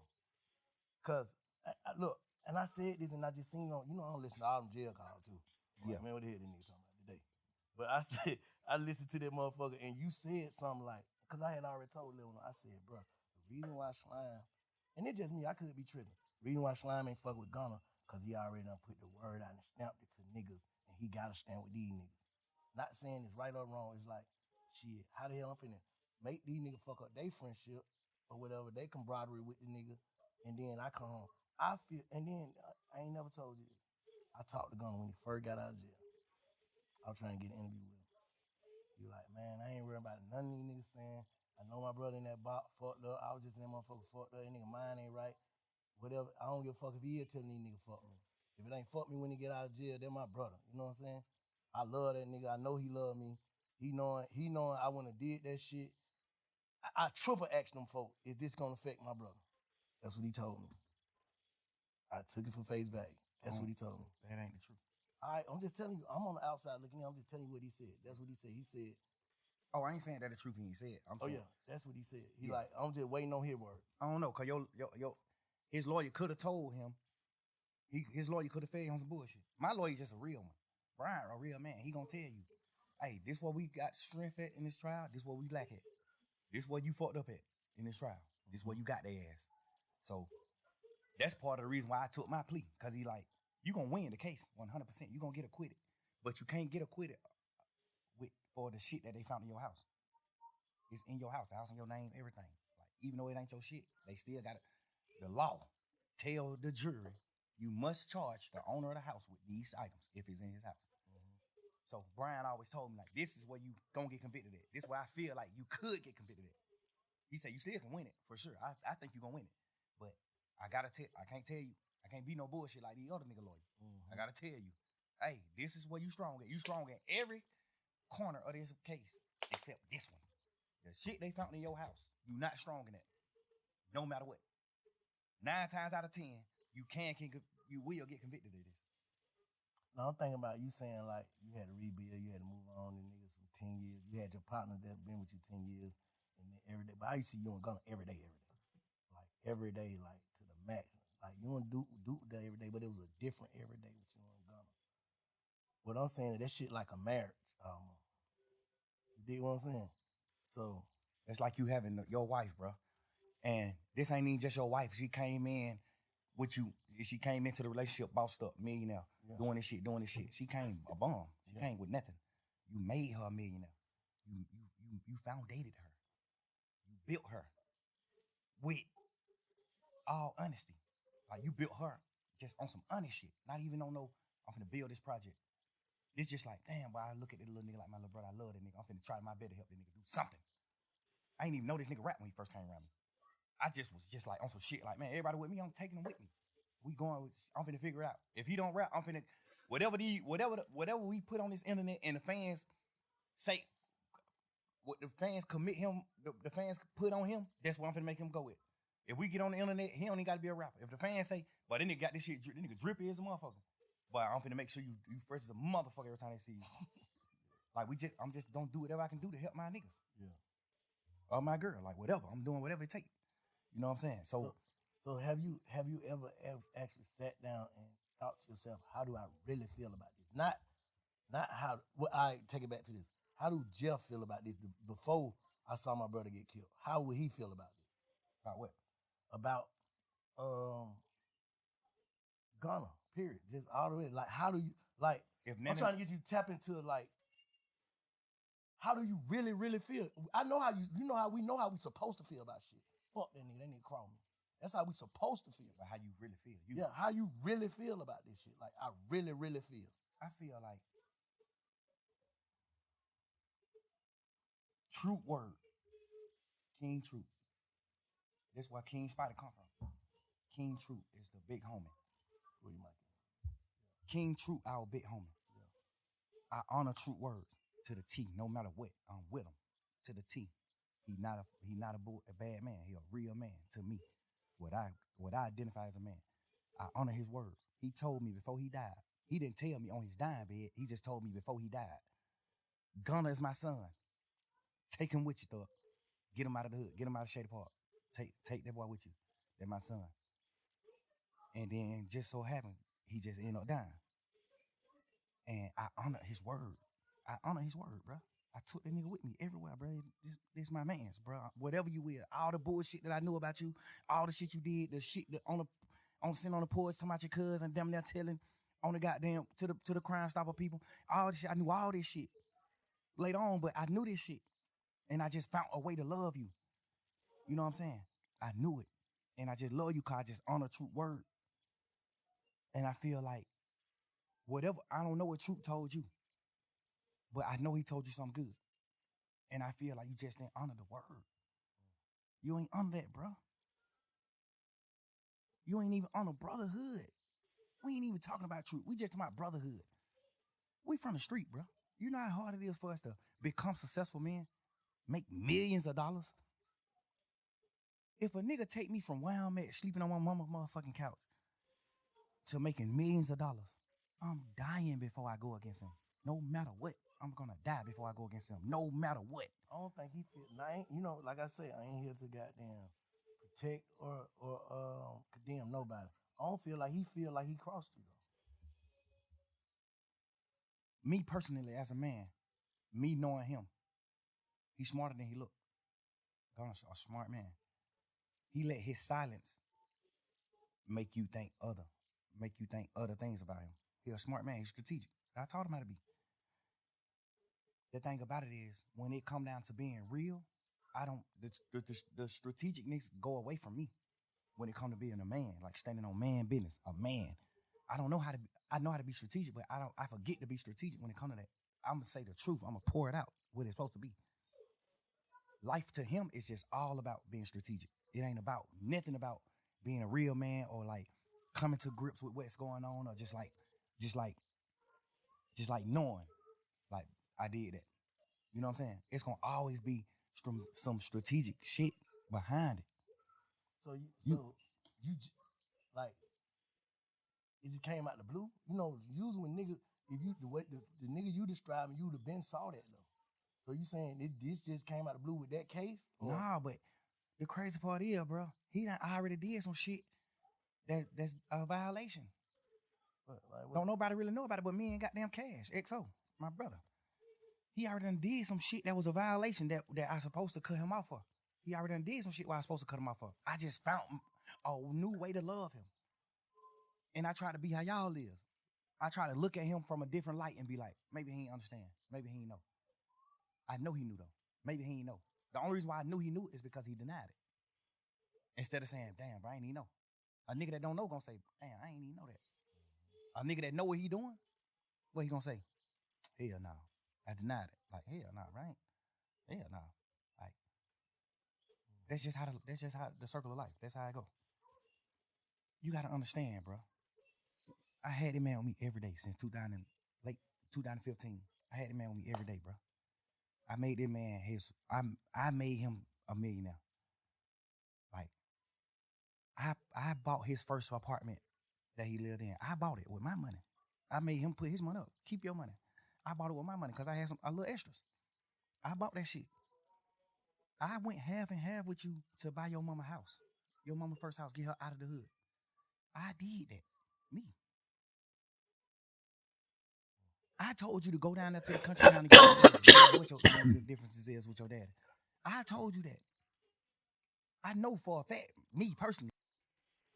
Now, I know it's gonna be a bunch of people probably think he sounds selfish right now, but he just explaining his story, man.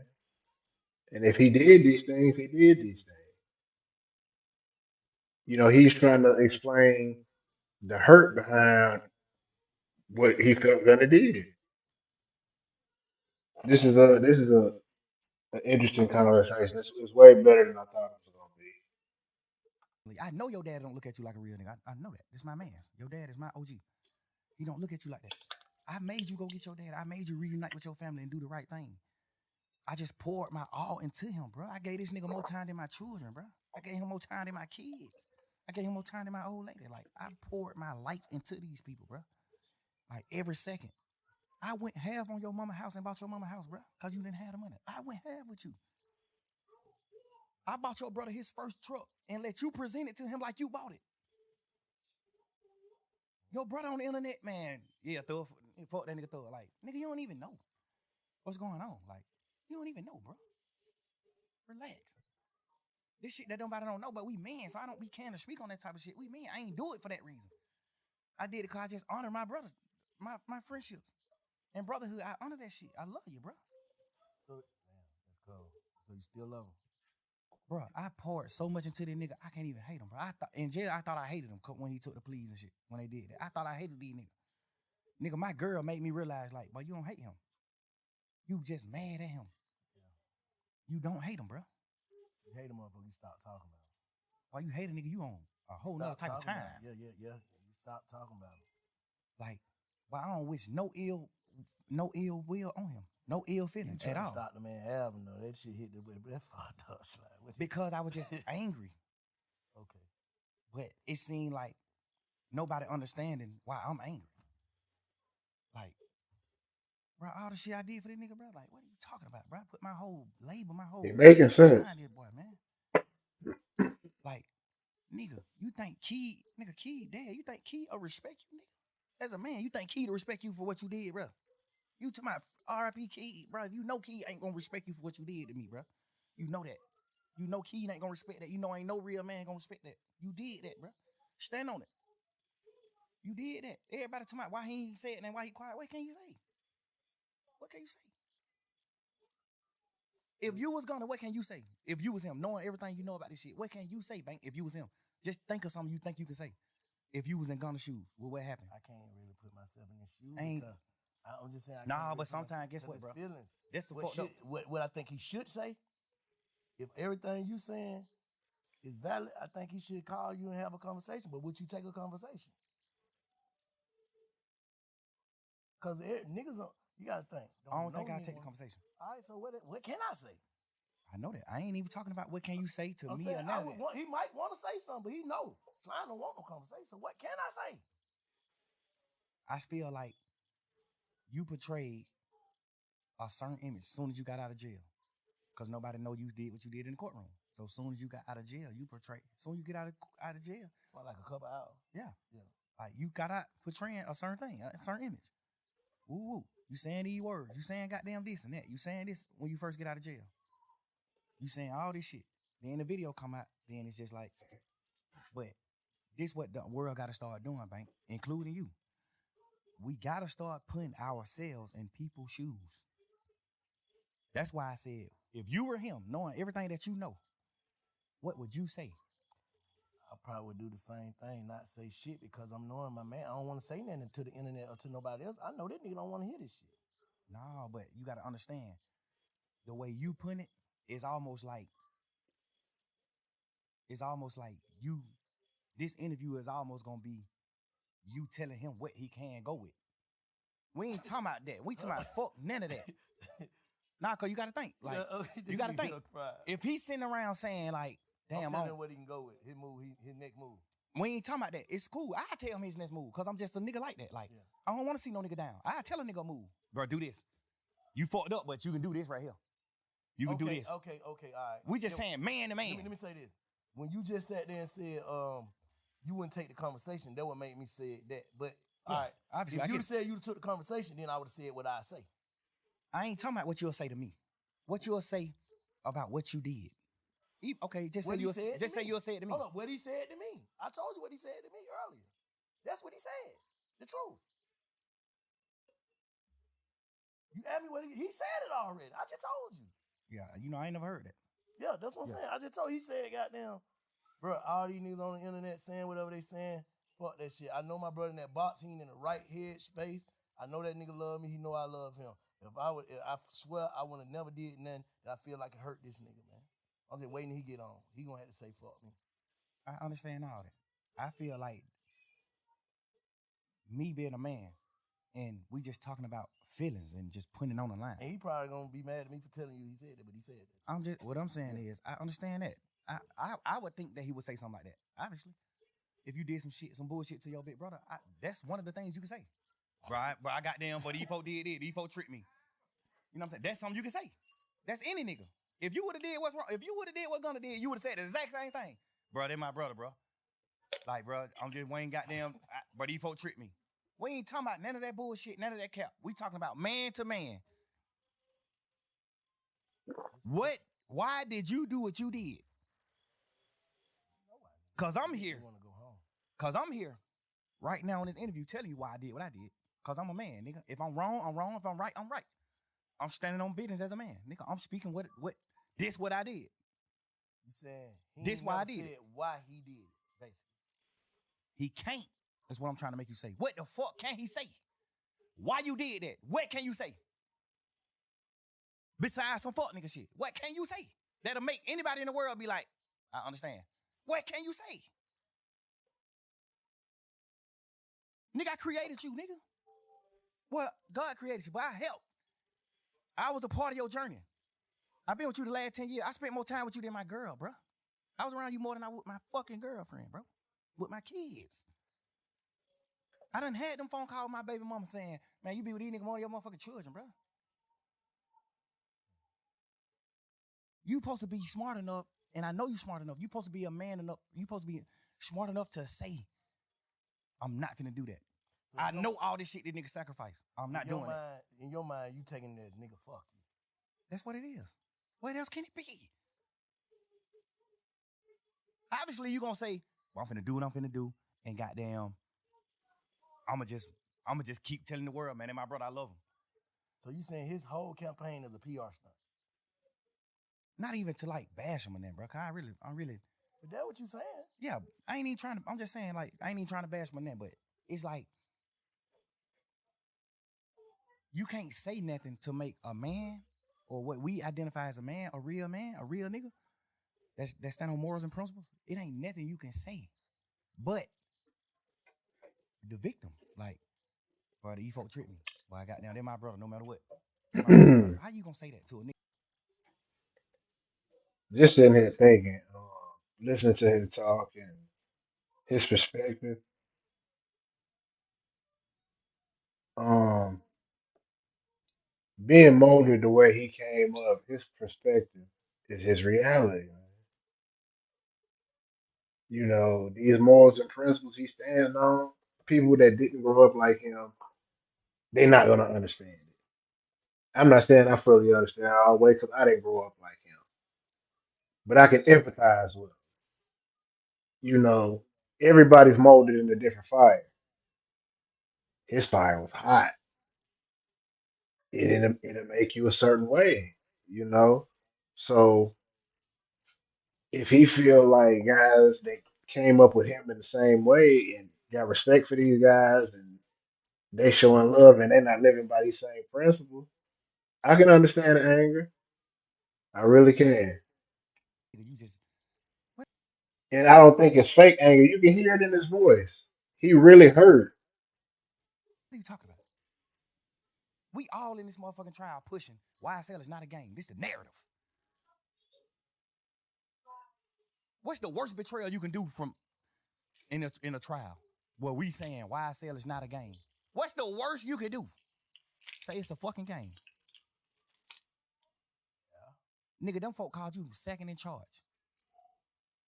Them folk called you CEO, second man in charge. Hold up, let me say this though. What about the niggas who actually started YSL with you? Didn't they take their plea before Gunna? No, he the first plea.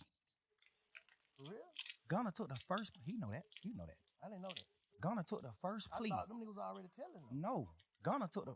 They had already told back in the day on crimes and shit that they was involved in and all that. On the Rico?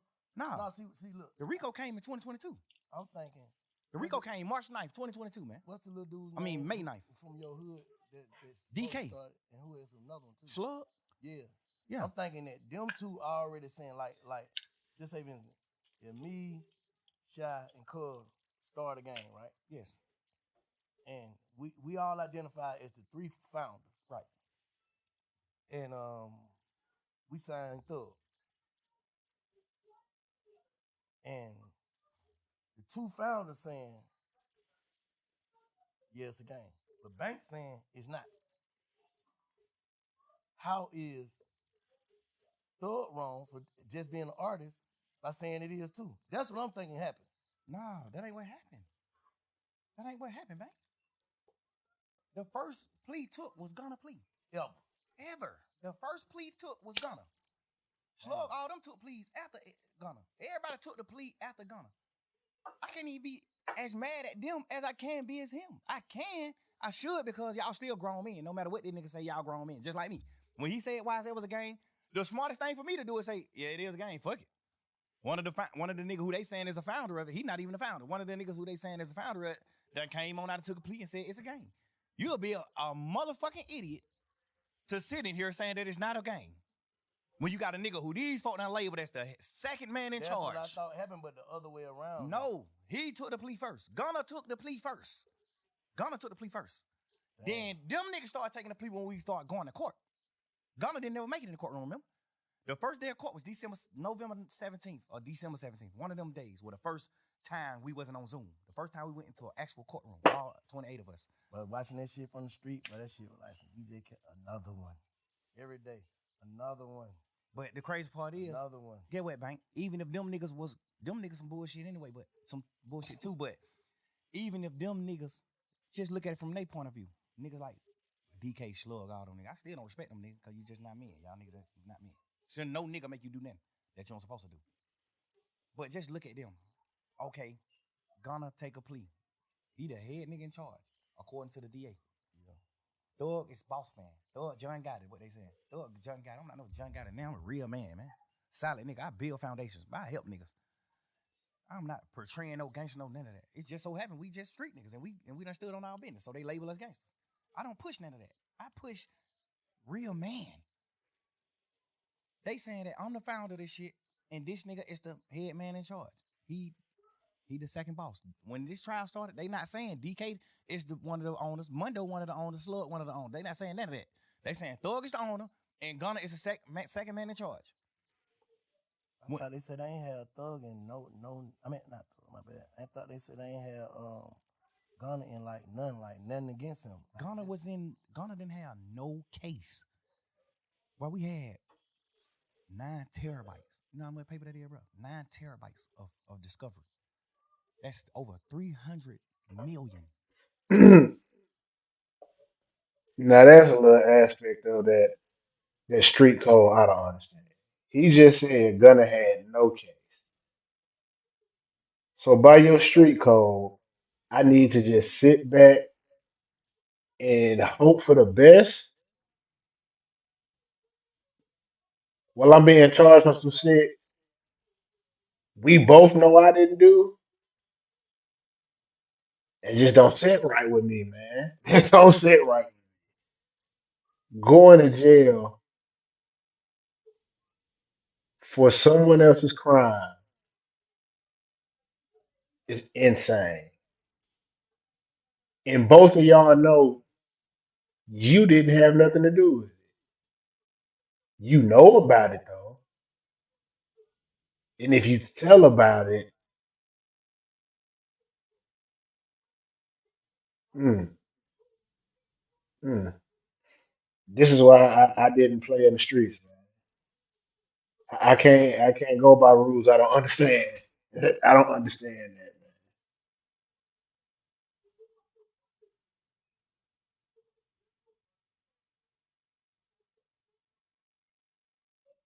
I build foundations. I help niggas. I'm not portraying no gangster, no none of that. It just so happened we just street niggas and we done stood on our business. So they label us gangsters. I don't push none of that. I push real man. They saying that I'm the founder of this shit, and this nigga is the head man in charge. He the second boss. When this trial started, they not saying DK is one of the owners, Mundo one of the owners, Slug one of the owners. They not saying none of that. They saying Thug is the owner, and Gunner is the second man in charge. I thought they said they ain't had Thug and no. I mean not Thug, my bad. I thought they said they ain't had Gunner in like nothing against him. Gunner didn't have no case. Well, we had 9 terabytes. You know how much paper that is, bro? 9 terabytes of discovery. That's over 300 million pieces of paper.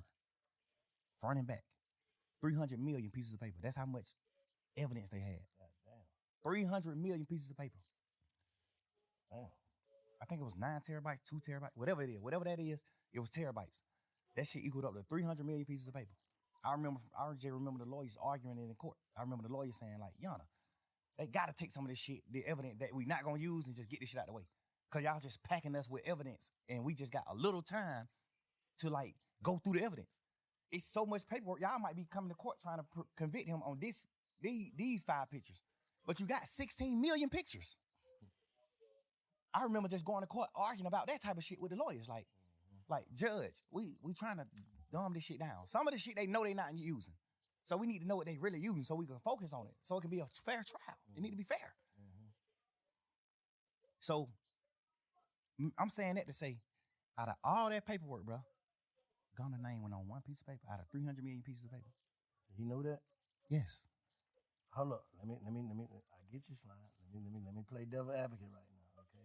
And I ain't trying to protect or defend or offend nobody. I'm just gonna keep saying that. What I'm saying is, all right, y'all ain't talking, right? Y'all ain't talking. Yeah. So I mean Gunna? Yeah. While we locked up? Yeah. Nah. Okay. I called a few times trying to talk to him, but they were just giving me the runaround. That's what I started figuring out then. Like, all right, just I think don't about get it. Your girl, his mama, you know what I'm saying? The women in your ear, like, they done got you in some, basically. You ain't on no paperwork. So basically, it's just like when Oomp called his case and went to jail all that time for nothing. That's how he would probably feeling like, I ain't finna go to jail for nothing. I understand that. Okay, I'm just saying, like, I'm just putting that in perspective. I overly. Cause you got people that's watching this don't give a fuck, know nothing about no street code, no nothing. I know, but we talking about street niggas. Okay, yeah. We're not talking about none of that. So you we ain't consider talking Gunna about no as a street motherfucking nigga? white boys who went to college. We talking about street niggas. You consider Gunna as a street nigga? Yes. And not an artist? You portraying a street nigga. Okay. You talking about no telling in your song. You talking about street nigga. You talking about stepping on shit. You talking about all type of shit in your music. You standing on street nigga business. You do everything street niggas do. That's a fact. You are portraying a street nigga. If you're not a street nigga, don't portray it. You portraying a street nigga. Street nigga aneurysms. You portray every one of them. Nigga, that's a fact. I look at you like a street nigga. You my little brother. I love you to death. I look at you like a street nigga though. I don't look at you like a dork or no lame or none of that. I look at you like a fly nigga. You just kicking your pimping and doing this and that. But I definitely look at you like a street nigga. Okay, look, let me say this. And this is the last thing I'm gonna say, because I don't want to sound like I'm trying to defend no nigga, but can you look at it like, bro, you got it. You had to be in a fucked up mindset if you pled guilty knowing you wasn't guilty. Overly. That's one of the things why that's why I'm at the point now where I'm like, I feel like my back against the wall and people ain't heard me out. So now I understand his point of view. Like, damn, that's why I say shit like, I would love to hear what he got to say. Cause then I can actually judge him. Tell it to you. Say it, nigga. Say it publicly. Don't tell You me. publicly said YSL is a criminal street gang and it must end. You publicly said, yes, ma'am, when they said, I know 3 or more co-defendants on this case. Well, 3 or more co-defendants on this indictment, which is the 28 niggas. I know 3 or more niggas that committed these crimes: murder,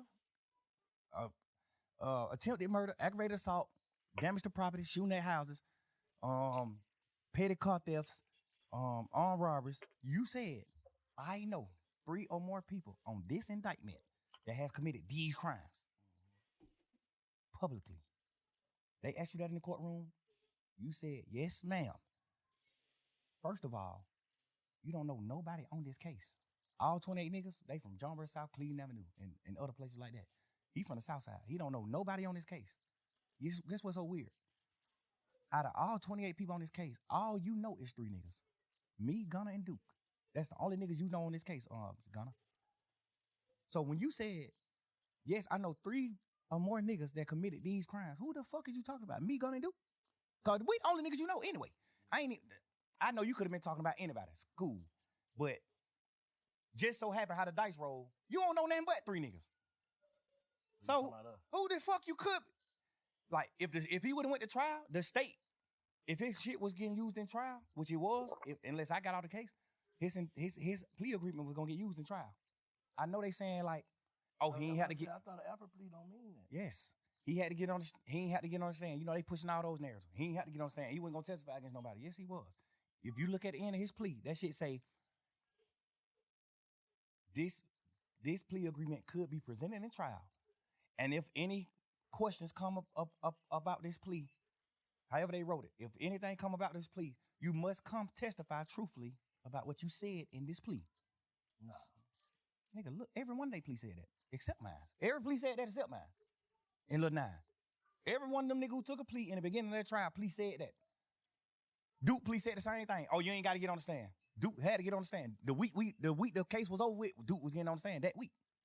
The week all us went on and took our pleas at the end of the trial. Duke was getting on the stand that week. Duke was outside the courtroom, sitting on the bench, waiting to get called in to get on the stand. So how Duke did what right then? Because he didn't say why I said it was a game. He only said, when y'all put Duke on the stand, Duke can't send nobody to prison. Duke plea only saying that a nigga told on him. Okay, I'm right. When nobody on that case but Duke and Yak. Only thing Duke plea said was, this nigga Yak told on me, and I'm just agreeing to it. Because if I don't agree, I'm gonna have to go to trial, and Yak gonna get on the stand on me. So he gotta take the plea. Mm-hmm. The thing I don't respect about Yak is, before we knew Yak told, when Duke took the plea, I was pushing the narrative like, that fuck nigga Duke did what wrong. Like, damn, but my best friend? Why Duke you do that? I'm pushing that shit every day in trial, every day. Yak sitting right here with me, bro, every day. Yak, my little brother, I love this nigga to death, bro. I got this nigga mama house. The house this nigga mama living in right now, I paid for this house. Bro, you sitting right here with me every day, bro, face to face in this trial. Me, you, and Shannon, the last 3 niggas on this trial. And Lil Quay them, I mean. Me, you, Shannon, Lil Quay, and Lil Rod. We done got down to 5 deep, 6 deep. You know how we is in this motherfucker. Man, back against the wall. Fuck that, nigga, we rocking. Fuck these niggas. These niggas left, we gone. Fuck that. We rocking. You sitting in this motherfucker every day with me, 2 years straight after them folks took their plea. And you let me paint this narrative to you, Shannon, and you agreeing with the narrative that Duke told on you. We sitting back in the back of this courtroom when we on trial every day. I'm coming back in the courtroom. We coming back from in the courtroom. When we leave out the courtroom, we go in these little cells behind the courtroom. Mm-hmm. We sitting in these cells. I'm in these cells. We just talking like men, like brothers. Damn, boy, that nigga Duke, bro. I can't believe Duke, bro. I kind of can get it with Yak. I mean, with Gunna, cause he done betrayed me before. So I kind of get he'll betray me. But I'm looking at Duke, like, Duke my best friend. Duke been with me the last 20 years. Like, you my best friend. I'm from John Burr South, you from John Burr Road. Duke my mans. Duke name tattooed on me. Duke my mans. Gunna too. Yak too. These my boys. Like, these my boys. You sitting in this motherfucker every day, and we in this cell crying to each other and talking like, damn, boy, these nigga really betrayed her. These nigga left her, bro. This nigga Duke now fucking. Cause Duke plea sound crazy. Duke plea saying, yes, I got jumped on that Magic City. Yes, me and Yak went to go retaliate and commit murder on the opposites. Yes. So Yak still on the trial with me. So I'm looking at it like, Duke, you took that plea and said that? Fuck, nigga, you did that? Why you just told on Yak? I'm sitting in this motherfucker every day with Yak. Every day. I'm sitting in this motherfucker with Yak every day. I'm like, what damn, this fuck nigga Duke just crossed you like that, bro. This nigga Duke just got you sent to prison, bro. You going to prison, Yak. But Duke just got you sent to prison, bro. Damn, Duke. This fuck nigga sitting in here with me every day saying, man, fuck that nigga. Man, fuck them nigga, bro. We gotta goddamn, when we get out of this shit, we make it out of this situation, bro. We gotta go forward, and it's just us. We ain't hang with none of these niggas. We ain't fuck with these niggas. Fuck these niggas. Bro, these niggas told on me, bro. These nigga did that, bro. Damn.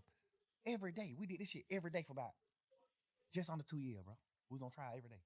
The whole time, when them niggas took the plea, the whole time from that day forward, we just sit in this motherfucking cell just going through it every day. Like, damn, but these nigga did that. Knowing damn well the whole time you told on Duke, bro. Duke took the plea because you told on him. And if Duke didn't take the plea, you would have had to get on the stand on Duke because that was your plea agreement. Your plea agreement was if Duke go to trial, you got to get on the stand and testify that you and Duke was going to go kill these niggas because they jumped on Duke. You got to get on the stand and say that because you said that in your plea, sir. If you get on the stand and you say something different than that, they're going to treat you like Moontoon. You going to prison. You got to get on the stand. That's why Moontoon went to prison. Yeah, because he said It sounds like moral of the story is never take a plea. this in his plea agreement. Yes, Thor, when Nut died, we pulled up on Thor. He gave us some money to lay low. We did this and did that. He said it in the plea. But one thing I do respect about Moontoon is when he was doing his plea, you know, you negotiating back and forth with the state. So when Moontoon was doing his plea, he was telling them to take that out. Like, hell no, that ain't what happened. when Nut got killed, we didn't pull up at Thug condo and he gave us some money to lay low. That ain't what happened. Thug didn't pay us to kill Nut. No, he was saying take all that shit out the plea, like hell no. But the state tricked him like we ain't taking it out the plea, but you can agree to it now. And when you get on the stand, you can speak your truth. So he like, y'all sure? Cause he know if I get on the stand and say something opposite of what I saying in this, I can go to jail. So are y'all sure that I ain't gonna go to jail if I get on the stand and speak my truth? They just wrapped him in the bag. They just wrapped him up like a gift. Yeah. You can get on this stand and say whatever you gotta say, but you gotta say this in this plea. So Moon, that's why he was on the stand. That's why Moon was like, nah, like that's why the judge was like, so when you said this in this plea, you saying that ain't really what happened. And Moon was like, nah, that ain't really what happened. And I told them that they need to change this in my plea. But they said they can't change it in the plea. I gotta just say it when I'm on the stand. So how would Mm. they goddamn be able to do what he did? Like go up there and just like Because he told in the beginning. So all his telling led to him not being on the indictment. All his telling led to him not being in trouble with us. He not on the case. When the case started, it was 28 of us. Woody one down, one of them. So it ain't no matter what he get on in the courtroom and say, he can't go to jail because he not a part of the indictment. He not a part of the case. He a unindicted co-conspirator. He not on the case. So he can get in the courtroom and say, yeah, I killed Nut. I killed this nigga. I did this. I did that. Can't nothing happen to him because he already signed his immunity. When you sign an immunity, you can say whatever you want to say on the stand. for real. Yeah, and that Feds can get you though, right? no, can't nothing happen to you when you say what you want to say. That's the point of immunity. Yeah. When you sign this paper, you gonna tell the truth, and nothing can happen to you. You can't be locked. You can't get in trouble for saying whatever you want to say. What made them get him that? Cause they thought he was gonna get on the stand and say what he said in his interviews. Okay. They thought he was gonna get on the stand and say, yeah, shit. So they banking the whole case on Woody. Yeah, he was the lead. He was the lead. Them folk was in shambles when that nigga acting like he wasn't gonna testify. Remember the first time he got in there on the stand, he like, goddamn, man, I ain't testifying. The judge like, you sure? He like, yeah, I ain't testifying. Take me to jail. I sit in jail. But when they order you to get on the stand and you don't get on the stand, it's two things can happen. You can get locked up until the judge want to let you out. You can get locked up for 21 days, or you can get locked up for the duration of the trial. Whatever trial you involved in, you can get locked up. So normally trials be 5 days. So if a nigga get on the stand in a normal trial and don't agree, he'll go to jail for 5 days. Cause you gotta get out of jail once the trial is over. But this case, he wanted to do it. 2-3 years. Right. He like, but this shit gonna be another 2 years. I gotta sit in jail 2 years. He wanted to do it. He wanted to be like, man, I ain't doing it. That's why the first time he came in, he like, man, I ain't testifying. Fuck that. I ain't testifying. I lied. So he got locked up. Remember, he was locked up for like 4-5 days. I ain't never really heard you say no bullshit about Woody though. Nah, because not even to speak on like a certain community, Woody like take medicine. Woody like, you know what I'm saying? He throw it off a little bit. He off a little bit. So I always look at anything he do like a kid, like my son. Like he gonna do. He don't got the functioning brain that we got. Woody take real medicine. So I ain't even. Sound like he got a lot of sense to me. Yeah, but that just come with like you just learning what to say when you going through life. You just learning things when you going through life. You know what I'm saying? I told Woody. The craziest niggas in the world are always the ones who you think got the sense. Like, boy, that nigga ain't crazy. Man, that nigga take real medicine. He overly did what's wrong, though. Definitely don't respect what he did, but I respect what he doing though. You can tell he different. That's what I respect. Like, Yeah, you can tell I don't even be judging at him because like I be seeing him doing his little shit on the internet where he's just like talking to kids or he just trying to do things. He go to the college trying to talk to them. He just trying. Like, Yeah. I don't respect What niggas he like Yeah, right. go I ahead, don't respect certain niggas because you'll get out of jail and still be doing the same thing. That's why I say if you tell, just go on and make you some gospel music, go on and just get out the way. That's what keep you away. That's what keep you away from certain shit. Just get out the way, bro. I don't respect no rap, but I respect if you tell, you can't portray no street nigga. You got to get out of it. You got to get out the way. Once you do that, Yeah, I agree with that. you not running around acting like no gangster. You not doing none of that no more. You ain't doing none of that. All that shit is dead, man. You told it's dead. I think he for real about trying to change his life. I understand But it. it's just like I think so too. Cause he got the he crazy enough to the point where he don't got to change and he still won't be at fault because he really crazy. He really throw it off. But the fact that you crazy and you still trying to change is like I say less. Why you let Roscoe get on there and stir that pot though? You got to think, bro. I can't talk to certain niggas. But it's just like with Roscoe, that's my man. He just love me.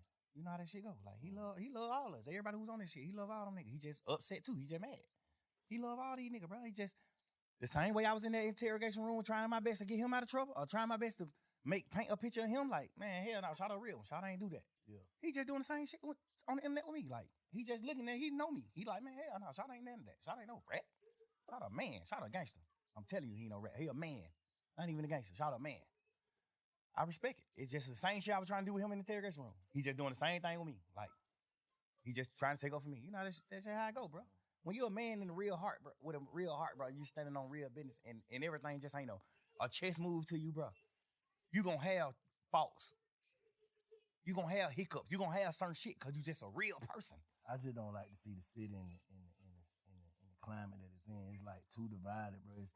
And then they trying to say like you the head leader of dividing the whole city. Like all your beefs divide this shit. This nigga thug this. See, like how you speak on that? See, the thing that made me not say nothing else to Rollo is because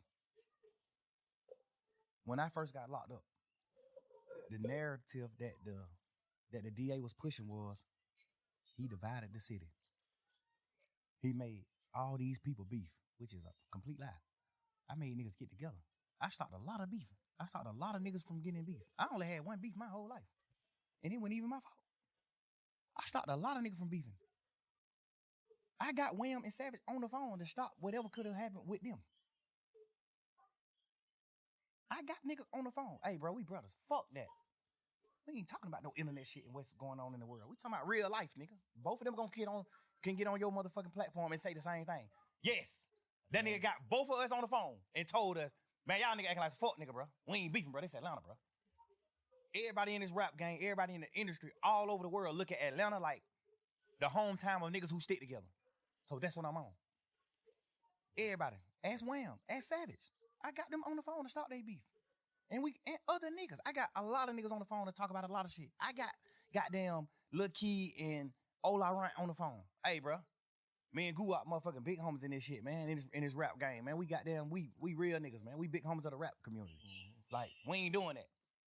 Ola Runt, you up on the Gucci, Key, you up on the me. Y'all nigga, we ain't doing that beef shit. No. Mm-hmm. When 9 bitches and Uzi Vert, like they finna get into it, hey man, y'all nigga call me. We ain't doing it. What aspect, what in my entire career that's been up on a fucking microscope, at what point in my career can you or anybody in this world honestly say he stirred this pot? They can say, I'm glad you had that. They can say the shit you were telling baby about P is like trying to break up a family. No, but from my point of view, the family was never a family. From my point of view, just being real. I told baby in Allure inside the strip club, don't sign that deal with P. After I told P to sign them, because I thought people just gonna do the right thing. When I told P to sign Lil Baby, I ended up finding out all the shit about the Migos, what he did with the Migos and shit, like the ownership and all that shit. I found out all that. Then I tell Wham, like, hell no, don't sign with P. Hell no. Hell no, don't sign with him. Inside the club, nigga, in the strip club, where we in this motherfucker supposed to be throwing ones and looking at females. I'm in this motherfucker having a heart-to-heart with Wham, my little brother. Hey, hell no, don't sign with him. Hell no. Not even saying P no bad nigga or none of that, but it's just like he ain't my type of man. What I view as a man, he got some aspects that I view as a man. You know what I'm saying? He take care of his family. He do what he need to do for as far as his close family, his real family. He take care of his real family. He take care of his kid. He a father to his sons and his daughter. He a dad. I respect that part. But like, I respect his business part too because I'm a businessman. But I just do business different. So I wouldn't do business like him. Like, I went sign Wham, and because we knew P before he signed Wham. So we all was family. Like I know your son. Like, they're my little brother. You think I would ever in my life consider Lil Wayne my little brother if I sign him and take 100% of his masters? No. 100% of certain shit. Like, any percent. You think I would do that? This my little brother. Me personally. It's business though. This shit business though. I know, but you supposed to get some. I understand that. But a lot of shit is fair. Cause P a mastermind in this music game. He know rappers don't get rich off of music. Rappers get rich off of their shows, their endorsement, They don't get rich off streams. We get rich off shows, endorsements, and masters. Mm-hmm. Rappers get the last money. Rappers will be okay with the master money. Nigga like Swiss Beat, Missy Elliott, Timberland. They got rich at an older age. They got rich off of their masters. They was able to sell their masters. You see what I'm saying? And get a bankroll. We know that. P know that. But we watched P pouring the baby like a motherfucker. No, he didn't. Because you got to understand, Wham took off as soon as he started. He didn't even get a chance to spend no real money on baby. Wham took off top. His first song. The first song he put out was tripping. Like the third song. Then we had that cause me and Wayne went on tour. That nigga left them on. We was on a little tour, a little run. Yeah, but he was already doing freestyle. Yeah, he did that. What the name of that song was? Not for my dog. Freestyle. Anything is an option. Money is an option. Shit. Yeah. And then that shit with Marlo. And then that goddamn what's the name? But freestyle was out when all that was out. Freestyle was out too. Freestyle was just his biggest song at that point. It was? Yeah, all that shit came out around the same time. All that shit probably came out the same year. I'm saying that to say he didn't have to spend money on Wham. He spent money on Wham just so he can have leverage to take a certain part of the cake and say, I spent money. He didn't have, I'm my business, man. I'm telling you, bro. Man to man. I tell P to his face, just man to man. No problem with you, no ill feeling, no nothing. I just tell you man to man, face to face. You didn't have to spend no money on Wham. I spent a lot of money on Gunna because it took Gunna a few years to blow.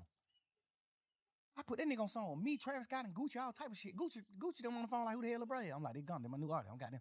Travis Scott, these folk don't know who this nigga is. They don't know him. Like, I put a lot of push behind it. It took him 4-5 years to blow. Wham blew first year rapping. How did you spend any money? I know the real business. I ain't going off of it. Because you got to understand, most of us just regular street niggas. So we looking at it like, damn, but these niggas going back-to-back road rush. But these niggas doing it. Man, that shit $3,500 a day, man. That's it, $3,500. You done made $50 million off of Migos and Wham. Of course you supposed to buy Wham a Rolls Royce truck. It's his money. Of course. I bought Gunna a Rolls Royce truck off of my money. Not no money I made off him. I ain't never make $1 off Gunna. Ask him. Never. This my little brother. And I spent millions on that nigga. We just was still getting money. I'm still getting money, so I ain't never tripping. I ain't never get to the point where I was like, damn, I need the money. I was just still getting money. God was just still blessing me with money. So I ain't even never have a chance to be fucked up and try to get some money from Gunna. I never did that. I always helped him. He always fucked his money up and had to come to me to get money. Always. I never made $1 off of this nigga, bro. And in my paperwork, I don't even remember my deal with him. I think my deal say something like 50% master, 50% of all money that come in, all revenue. My deal with Gunna. I probably got 50% of everything that ever came out. Because I had a bullshit manager at the time. I had a fucked up manager at the time when I created my label. So my manager was one of them type of niggas like P, like money hungry motherfucker, like the nigga Manny, the nigga from New York. He was one of them niggas that was just like a money hungry nigga, which not bad. I respect him. He made me a lot of money too, but he the one who structured my deals, like my paperwork. When you sign with me, he the one who structured the shit. So I signed Gunna back then when my label was under his structure. That's just your way of doing business, because you doing business out your heart. Other niggas doing business. I understand that. I ain't tripping. That's I ain't tripping on the business. He signed Migos from Gucci. That's business. You don't know them, none of that. You and Wham Big Homie is best friends. Wham is your little brother. Before Wham was rapping, Wham little bro. Like been coming around you, been doing certain shit, been at your studio, been doing shit, just gambling before he was rapping. Like this real family, this little bro. I'm telling you, him and Wham was like brothers. All us was brothers. Well, me and Wham were brother and P and Wham were brother. You know what I'm saying? I never really looked at P like a brother. I always looked at him like a businessman. Like, what's up, my boy? Like, you know what I'm saying? I ain't never looked at him like family. Cause we in business. We damn near competition. Not to me, cause I fuck with your artists. I did songs with Migos when I was lit and they went. I did songs with Wham before he made music. I paid for Wham first studio session, not no fucking P. I paid for that. I paid for his first song. I did the first feature with him, me, when he was just a regular young street nigga gambling. I seen that. I'm telling you. This all facts. This ain't nothing P can get on here and twist and lie and say. This ain't nothing Wham can say. Lie and say. This is all facts.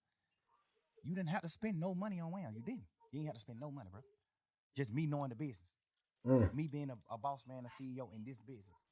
You ain't have to spend no money on him. He blew too fast. If anything, you probably spent goddamn $500,000. And that was just because you wanted to. Not because you was trying to make him blow. That young nigga blew up so motherfucking fast, bro. You ain't even have time to spend no money. That nigga was doing show. That nigga was, bro. Nigga, I've been rapping since 2006, self. Little boy. I blew up 2015. We spent a lot of this shit trying to blow. Wham blew up first year rapping. At what point could you spend money? How? I don't know their business. So I'm just saying. you telling it to me. I ain't bro. even saying know. they business. I'm just saying, I'm like, just saying, I don't know that business. I don't know. the Like, musical business. I know it. yeah. I'm a CEO. He ain't had to spend no money on Wham. He spent money on Wham, but I feel like he did it strategically. I feel like he did it so niggas like you and niggas like us, that's regular niggas, that's street niggas, can feel like shout it, help the young niggas blow. Yeah, because he already had a label, already had a machine. So it's like, damn, they just put shot in the machine. He blew up. But he really, we can say he blew up fast because he had the machine too off the rip. I think he had the street machine before that. I think Almost there, but he did have that. I'm telling you, that nigga been getting 10,000, 15,000 likes on his picture when he was a regular person. Yeah, no, I agree with that. Yeah. I be wanting to give P the cookie because I respect Pause. some of the business he do. Some of the shit he did, I respect it. I be wanting to give him the cookie, but I'm just a man, bro. Pause. He love Wham. No, I ain't saying he don't. Yeah. No, I ain't saying that he don't. I'm just putting that out there because Yeah. I know like this shit crazy. I just fuck all that. How do we get the city back to? I feel like The best time I say y'all nigga had, man, when goddamn, cause by the time y'all nigga really hit that summer, it was goddamn you, Rudy, Prom, goddamn Baby, goddamn who else with y'all? It was just like it was looking like Atlanta. Remember what that video was? ATL. They sent me the song to get on the song. ATL song with Marlo and goddamn Wham. That shit was looking like, yeah, these young niggas got it. They got the city. They got it. Like cause that was right after who had it? Future. We'll say Future. And your era, Future, you, Rich Homie, all that. But it was like you were bringing, cause you right there with them young niggas. Like I'm bringing a new era. That's the Baby, the goddamn Marlo, the Rollo, just all that Problem Child. Everybody like fuck that. We united. Like how would you even get back for the city to be that? That's what I want to know. what I want you to think about is who united all them niggas together. Slime did it. Thug did it. So how we do it then, Slime? How we do that now? Like how we do that? I think at least to the point to where it don't be no bullshit. Because all this shit is going on, all this talking ain't gonna do nothing but build egos. Niggas will bump into each other and hey man, you gotta stand on that ego. That's why you ain't gonna never see me condemn a nigga on these podcasts, bro, because I already know how this shit goes. Niggas ready to go out bad behind their ego and their name. So nigga, when I first came to shit, I fuck these niggas. These niggas don't wanna do nothing. You know what I'm saying? But now it's like, I ain't on that, bro. I'm trying to, cause I already know, bro. It's like, how the hell y'all nigga beat these folk and think these folk happy y'all beat them? I know they ain't, bro. That's what I'm saying. Whoever, the energy, whatever, nobody, like, you can't bring that energy back, bro. Niggas can't do that shit. Niggas ass going. Like, when that boy fell out that motorcycle, they put the young nigga Woody. When he fell out the motorcycle, they just put out the what's name at first, him laying on the ground. I prayed for that young nigga, like, man, I hope he ain't got shot. I hope he all right. Hope ain't nobody shot this boy. Cause it finna be some, man, niggas going to jail for good. Facts. For good. Like, fuck all that. Ain't finna be no more of that maybe shit. And they gonna be them other people. Federales. Yeah, so what the fuck? I know niggas, man, I don't know, man. I don't know if niggas, I'm too old, bro. I'm 47. I can't go sit in that motherfucker. So I be trying to tell these niggas, God like, damn, you 47? yeah. God damn. You know, I'm just saying, bro. I ain't trying. Now, I listen, learned my lesson. bro. I was at the thing I don't like about what Rollo said is, why is you painting that picture knowing that I'm the reason a lot of niggas cool with each other? And the DA just painted the same picture. That's police shit to me, bro. You can't get on the internet and say, fuck nigga, you really divided the city. How? How the hell did I divide the city? I brought the city together. I was at odds with Lucha.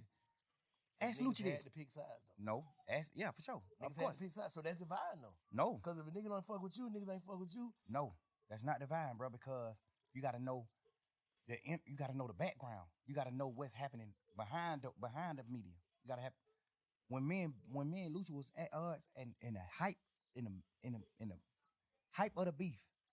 Ask Lucha what I did with him at the hype of it. Bro, this shit ain't got nothing to do with me or you. Let's make a song. I don't want no smoke with you, bro. I tweeted it. Go on Twitter. It's on my Twitter still. But they Back then. consider this trolling. No, it's not. I Nigga. say it could be considered as trolling. Man, if a nigga get on the internet and say, you're a sissy, you're a punk, nigga, I fucked your hoe, woo, woo, woo, woo. If a nigga get on the internet and say all that, and I get on the internet and go up on his, if I reply to him on the internet and say, my nigga, I don't want no beef with you, no none of that. Let's do a song, bro. That's not trolling. I'm saying And I ain't saying it was trolling. I'm saying it can be considered that. It can be considered as Yeah, trolling. but ask Lucci yourself, and I bet you he gonna say it wasn't trolling. Oh, you saying because you know he can't take it. I'm talking about the people perception. For sure, I ain't To fuck say- the people. We talking about us, real You life. saying he know like you already had them reached out to him before you even put that up. And- You said to him and in public. I said in public, at the hype of it. I'm not known for that. Thug known for standing his ground. A nigga say something about, man, nigga, fuck you, what? I'm on that. You know I'm on that. What? I'm not known for that. Nigga, I stopped from doing that and said, bro, let's do a song. I did him on Instagram too. We did him on Instagram. I'm like, lame man, nigga, let's do a song. I don't want no beef with you, bro. It's gonna doing the song, it's gonna be bigger than beefing. I'm telling you. I could bring you up to my level. I'm telling you. I DM'd him this. But you know, we in the hype of the beef. But don't nobody know that though. I know that, but I don't care to express it neither, because I'm a real man and I don't do shit for certain reasons. I do it because what I feel. Like this me. You know what I'm saying? Know what I'm saying? Now we get to the point where I'm doing the interview with you. Now I'm telling the world like That's what I'm saying. I'm making a point when you said how could Rollo do that. I'm showing you how he could feel no, like because I done had conversation with him too. Oh. I done had conversation with Rollo too many times before he read it. I done had too many conversations with this boy. I wasn't even tripping on him writing because it don't got nothing to do with me. I'm mad that you did what wrong because I looked at you like a real nigga. But it don't got nothing to do with me, so I ain't tripping. I ain't gonna fuck with you, but that don't got nothing to do with me, so I ain't tripping. You see what I'm saying? But a nigga came out, the same nigga who said that, like how what's his name did. He said that, man, such ain't tell on me. That's what Roscoe said, right? Yeah. Clean and Listerine. Yeah. What Roscoe said.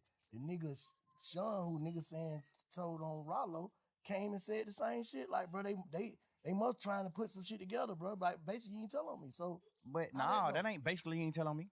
what he saying? He didn't tell Rollo. If why would he be on the phone with this nigga? This nigga got dog food case. Why would he be on the phone with Rollo? I'm just asking. I'm playing dumb ass. Why would he be on the phone with Rollo acting like, nigga, you ain't telling me? Nigga, you can't call me if you told on me. This the difference. You got a man who ain't really got nothing going on in the world. So he damn near gotta go for certain shit. He damn near, cause shit. Rollo is the nigga in they hood. He the nigga who getting the money he getting in they hood. He damn near gotta take care of you, even though you locked up for some shit that could possibly have something to do with him or some shit like that. He the nigga like you damn near got to just go with him. You don't got no other help. That's number one. But them ain't facts though. That could be. Right? I'm just saying that could be. Could be. Okay. When it comes to certain niggas. Okay, yeah. Like, and then we gonna speak on the real facts. We ain't gonna speak on what some could be. The real facts is you have paperwork where you're saying, yes, he said this. Yes, he said this. Yes, he do this. Yes, you got paperwork on you. Paperwork at though? He got a big ass book that ain't in that book. Bro. What the paperwork at? Bro, this nigga done got so much shit sealed. And listen, bro, I don't even care to do all this type of shit in the interview. We can fast forward then. Man to man. Yeah. Rollo, I don't even give a fuck about who he told on. I know 100% he was gonna take the stand on me and Lucha. I know, nigga, that's a fact. On my freedom. That's a fact. Right here. On my freedom. Fact. He agreed to get on the stand on my case. Whatever he knew about me and Lucha beef, if he knew something. He ain't know that. He was in jail then that whole time we beefing. You just squealing, bro. You just in there bitch. You just trying to get out of jail. You locked up for some punk ass, pet ass weed. Nigga, sit down. Sit down. Like, you did all this extra shit, all this extra talk, bruh. I know for a fact you are gonna take the stand on my case and Lucci case. All right, we finna fast forward this shit. How do we stop giving a fuck about what goes on in the real street? Niggas is millionaires now, bro. Like, how do we stop giving a fuck about this street shit? That's all I'm saying. Like, I think we got it embedded in a nigga, but how do we stop giving a fuck? Because to some people, the shit we talking about is ignorant. To some people, yeah. To some people, but not where we from. We trying Right. to uphold some shit though. Ain't even about upholding. It's about manhood, bro. We men, bro. We ain't gonna do that. No, bro. I'm asking. No, We I'm men. just, but I'm still having a conversation with you though. Fuck. Like, I don't get that. We make $1 trillion. But still, that's like it's still. Would you look at Elon Musk like, but you ain't? If Elon Musk fuck a young girl, is you gonna look at it like, man, that nigga goddamn, that nigga made billions of dollars, but that nigga mind he didn't mind a whole nother place? No, nigga, right is right, wrong is wrong. I don't give a fuck what you made. Right is right, wrong is wrong. Bro, trying to be rational, make some rational about this shit. Bro, I swear to God, bro, like, I don't got no problem with Rollo. I'm one of the first niggas in the city that did any type of fucking with Rollo. Me and Rollo had real smoke. I got on the phone with Rollo when he was in jail, like, hey, what's up, nigga? You good?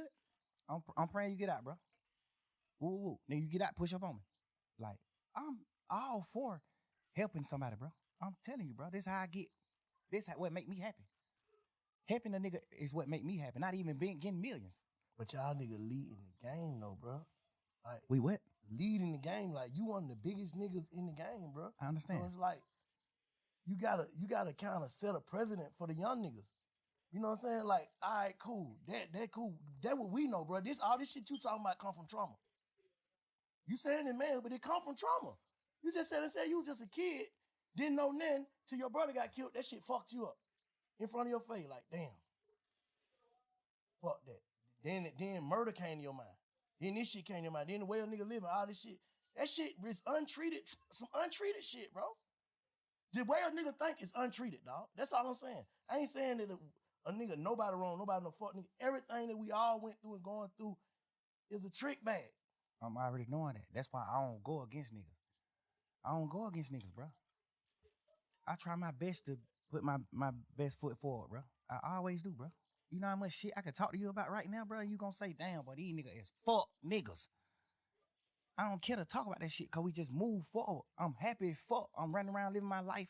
Well, I think I'm happy. I'm running around living my life, bro. Happy, bro. I'm doing what I'm doing. You got everything you want, but you ain't happy, bro. Because a happy nigga don't even give, like, you passionate about this shit you talking about, bro. And you so far removed from it. Not to say a nigga supposed to turn into something else. Like, bro, I'm out the game, no scrape, no scars, but I'm still bank. But I'm something else. Yeah, but you got to think with. You can't even entertain it, bro. Nigga can't even send me certain shit on Instagram. I don't entertain certain shit. I don't care about that shit. I ain't never been. This the smallest I ever been in the world, bro. To like me being a real nigga, bro. I don't do none of that shit. I don't pillow talk. I don't do none of that shit, bro. I'm a real man, bro. I'm a player, but bro. You get what I'm saying, though, bro. Of course. This is my first time ever even going through shit like this. I'm telling you, bro. I don't deal with this type of shit. I'm glad you're speaking on it, though. It's always 5 sides to a story, bro. You know what I'm saying? But I don't want to see no nigga crash, bro. I ain't finna do nothing. Look like crash. That's the course, though. No, it ain't. Looking like it. It look like it, but not for you. I'm just saying for the whole thing. You can't say who want to crash. That's what I'm saying. Crashing gonna have to be a nigga want to do something to me. I'm not. Listen, I don't respect certain shit that niggas do, but I respect life and I respect the air that we breathe, Earth. Mm-hmm. I respect everything that we got. Nigga, my son live with me, man. I take my son to school every morning, bro. Ain't nothing beating that. My son going to school in a double R every day. No, nothing beat that, bro. My son a real motherfucking scientist, a genius, smart as a motherfucker, bro. Don't nothing beat that. All my kids were with me the whole summer, except one of my kids. All my kids were with me the whole summer, running around doing family shit. Nigga, we got houses everywhere we go. I'm telling you, bro. This the first time I'm ever even like understanding what's going on in the world, like real life. Nigga, I was just so happy and just so blind to like betrayal and niggas doing whole shit that I would never do. I'm just now getting to that point in my life, bro. I'm telling you, man, you got to understand why it's like hard for me to just go forward and just like attract the masses up by doing certain shit. Hard and impossible is two different things, though. I know that. Hard, nigga, it was hard for you to goddamn become a millionaire, but it wasn't impossible. That's a fact. So hard and impossible, two different things. You can do it. Like that's what I'm saying. Like, how do a nigga first step, nigga gotta like, bro, I ain't coming trying to be no therapist today, but I'm saying, nigga, first step, nigga gotta acknowledge what he really going through. What I had to do, bro. I had to acknowledge, like, damn, man, everybody ain't gonna think how you think. You cut different. I had to tell myself that every person is cut different. That's why we got different fingerprints, different goddamn how they when they identify you, teeth, dental. We all got different shit, bro, to be identified. So we ain't gonna think alike. But you taking, like you said early on, out, nigga, my mama raised us to love, love, love. So I always trying to find people to love. Like you had a whole bunch of niggas that never had loyalty for each other and trying to put them in one crew. How the hell they gonna be loyal to each other? That niggas from over here, niggas from over here, niggas from over here, but you love everybody. That ain't gonna work. Nigga go to jail, nigga like, bro, you ain't even from over there. Fuck them niggas. Am I right or wrong? You just said it in the first beginning. I was like, I've just always been looking for friends to love, looking for this person to love, looking for this person to love. But nigga, the hard is what get a nigga zipped up. And in the end, cause get what? Your reaction off of using your heart gonna make you seem like a fuck nigga, cause you speaking from your heart. I done been through that shit. I ain't gonna say if that's what you going through, but I done been through that. Like thinking like I'm so passionate about what I stand on, like how y'all don't get it, but some nigga don't get it.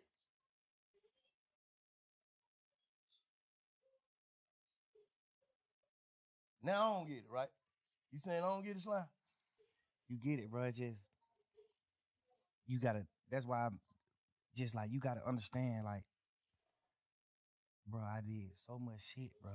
Just like I raised these niggas, bro. I raised these niggas to like honor life, be men. I raised a nigga to be a man, bro. Like I can't go for what you saying He because I hurting. know I played a part in raising them, and I ain't never did no whole shit to them. None of these niggas will ever. You can see it in his eyes, man. That man hurt. Damn. I'm glad, they be doing interviews like this to show a different side. And is it a possibility he could be faking? He could be. But he seemed hella passionate about what he's saying. He definitely got some hurt in his voice. And like I was saying earlier, and like Banks said, he got a lot of unrepressed trauma he gotta deal with, man. And understand that everybody not cut like he cut. Everybody wasn't forged in the same fire, man, so they're not gonna understand his ideology, you know. And that's not to say his ideology is wrong or somebody else's is right. That's just his perspective, which that's his reality. But he got to understand that's not everybody's reality, man. He has to find a different way to deal with this hurt and this betrayal he feels. Be able to get on your podcast and say But I niggas did. was grown when you met these niggas. Once a No, nigga but get I to still raised you. Still, nigga, I was grown when you met me, but you still raised me in certain ways. I'm telling you, certain ways I look up to you, and you ain't never got no money together, nigga. I raised some of these niggas, and we got money together. That make it even deeper. We stand on certain morals and principles, bro. When I speak on Umfo Tagana or Pluto or Wham, when I speak on him before this situation, when I speak on him, guess what I say to them? Oh yeah, Shada got a life sentence. Shada sitting on that bunk right now for not telling. We instill that shit in each other, bro. How the fuck is you going like just man to man? How the hell can you go against the grain? And that's why I look at niggas like you, cause guess what? I respect you, cause you don't take nigga sides. You don't do certain things. You tell us what's right and what's wrong. Cause you an older street nigga. You're an OG. You tell us what's right and what's wrong. I live all these morals with niggas who came in the game with me, bro. I teach all these niggas do sucker shit toward me, bro. Every one of these niggas. Anybody you can name who we've been talking about in here. These niggas talk the hoes about me. These niggas do all type of shit. I still love them niggas. I love y'all niggas. Fuck that, man. That's just how he is when it come to girls. It's all right. I love him. That's just how he is. That's just how he is. But I'm saying, a nigga gonna carry that shit forever. A nigga gonna try to heal. Like that's all I'm saying. Now I get what you're saying. I get what you're saying. How you feel. That's your perspective. We on perspective. So you give me your perspective on how you feel and how you was raised, the shit you stand on. But how do a nigga move forward? Cause a nigga ain't like that shit. You can see that shit consuming a nigga. Where the music at, son? You just play me some hard ass shit now. Why that shit ain't that? The fuck is a nigga thinking about? Cause I just don't got my twin, bro. I don't got my friends, bro. I'm just fucked up, right? I'm fucked up, bro. The nigga who I Damn. be with every day, I don't got him no more, bro. I'm fucked up, bro. Damn. Damn. Bro, I don't know. I don't know what to do, bro. Like, and I ain't lose no nigga to a tragic or now. I lost a nigga to betrayal, bro. You signing that one piece of paper, signing your initials on this one piece of paper could get me a life sentence, my nigga. How you, like, what? Come on, bro. I get a life sentence all this piece of paper you signed, bro. He Just cause you hurt. trying to get home fast, or you just trying to get to a hole, or you just doing a certain thing, bro. And you already done betrayed a nigga before, bro. Damn. A Damn. piece of paper, nigga. You gonna let a piece of paper in all this shit? Nigga, we men, bro. Yeah, him and the gunner definitely need to talk, brother. That man hurting. That man hurting. Damn, I hate to see any man hurting like that, bro. That shit fucked up. Because this is how you can tell he ain't faking. These morals and principles he stand on, he really believe that's how men should move that come from where he come from. And it's unconscionable for him that they behave the way they behave. He can't even begin to understand it after doing what he done. If everything he's saying is true, bro, I ain't mad at him, at all for feeling how he feel. Because damn, We brothers, nigga. Ain't no nigga in the world making me go get Gunna. No nigga, bro. Nigga, what? Yeah, you been around me 10 years, knowing you told on our other brother, you told on Duke. Bro, you told on Duke, bro.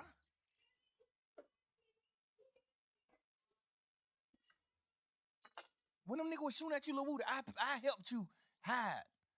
You ain't had nothing to do with nothing. He said I helped you hide. I gave you money to put your family and your baby mama and they mamas and sisters them in hotels and do this shit just to help you. I know you ain't had nothing to do with none of that shit. The police know you ain't had nothing to do with none of that shit. But the niggas in the street didn't know though. It don't matter. That it's up. It's a war at this point. At this point, it's a war. Hide your kids, hide your wife, nigga, go to war. Cause you been standing on it. This whole beef started because of you.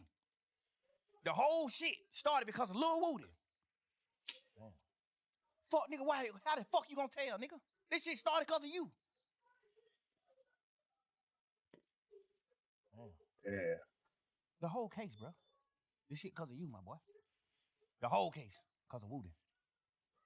Some sucker shit this nigga did to nut them. Some sucker shit.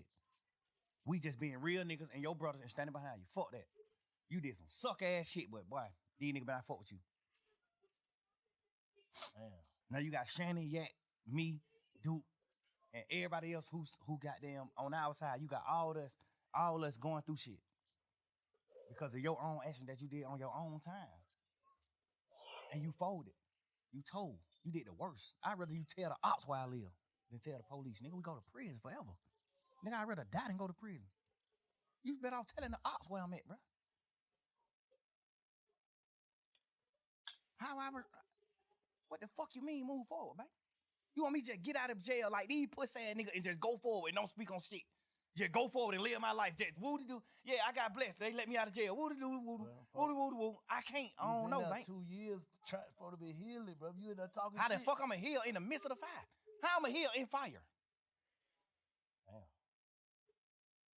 Damn. mm, Tell me. So basically, what you saying, you trying to block out a lot of shit. You suppress it. That's what they call it. They're trying to go forward. Still trying to be young thug at the same time, trying to hold up an image, basically. Being a real nigga, I ain't holding no image. No, I'm just saying image. This shit ain't no image. This shit real life. I'm saying that you ain't hurt though. Oh, the image of I'm not being hurt for sure. I'm talking about. I ain't even know. Image, cause a nigga be hurt. Yeah, but I ain't never even woke up until right now talking to you and noticed that I was hurt. I ain't never even knew that. I just thought I was just running around, just living life like, fuck this shit. God just made me a happy person. I'm just happy. I think I'm happy. That's why I just told you earlier when you said why you ain't just doing what you supposed to do when you got out of jail. What I know you to do, bro. Why you ain't just being Michael Jackson? Nigga, I thought I was. I thought I was happy. Hell, I'm just chilling. I still damn. wake up some days and get in my feelings about certain shit. Cause I feel like Gunner, you my brother. I love you to death, nigga. Why you ain't gave me an explanation? You not to get in touch with me, nigga. My daddy put me in your group text. I don't even want you to have my number. My daddy put us in a group text. I called my members like, hey, who the hell number this is? He goddamn made some phone call. He come back. That's Gunner number.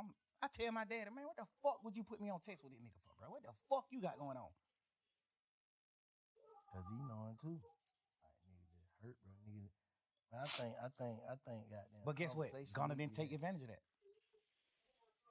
I wouldn't even probably care to hear the shit anyway, cause I feel like once you break a rule from your manhood, once you rat or once you turn, and I don't got nothing against people.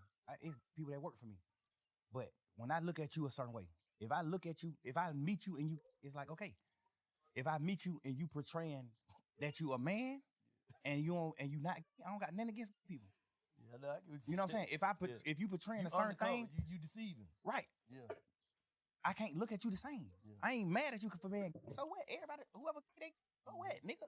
I don't got no problem with people. People work for me right now. Yeah. I'm damn near around people every day because they work for me. I don't got no problem with them. I don't hate that I even brought this shit. I don't want you to take it out, but I hate I even brought it up because I don't even want the LGTB.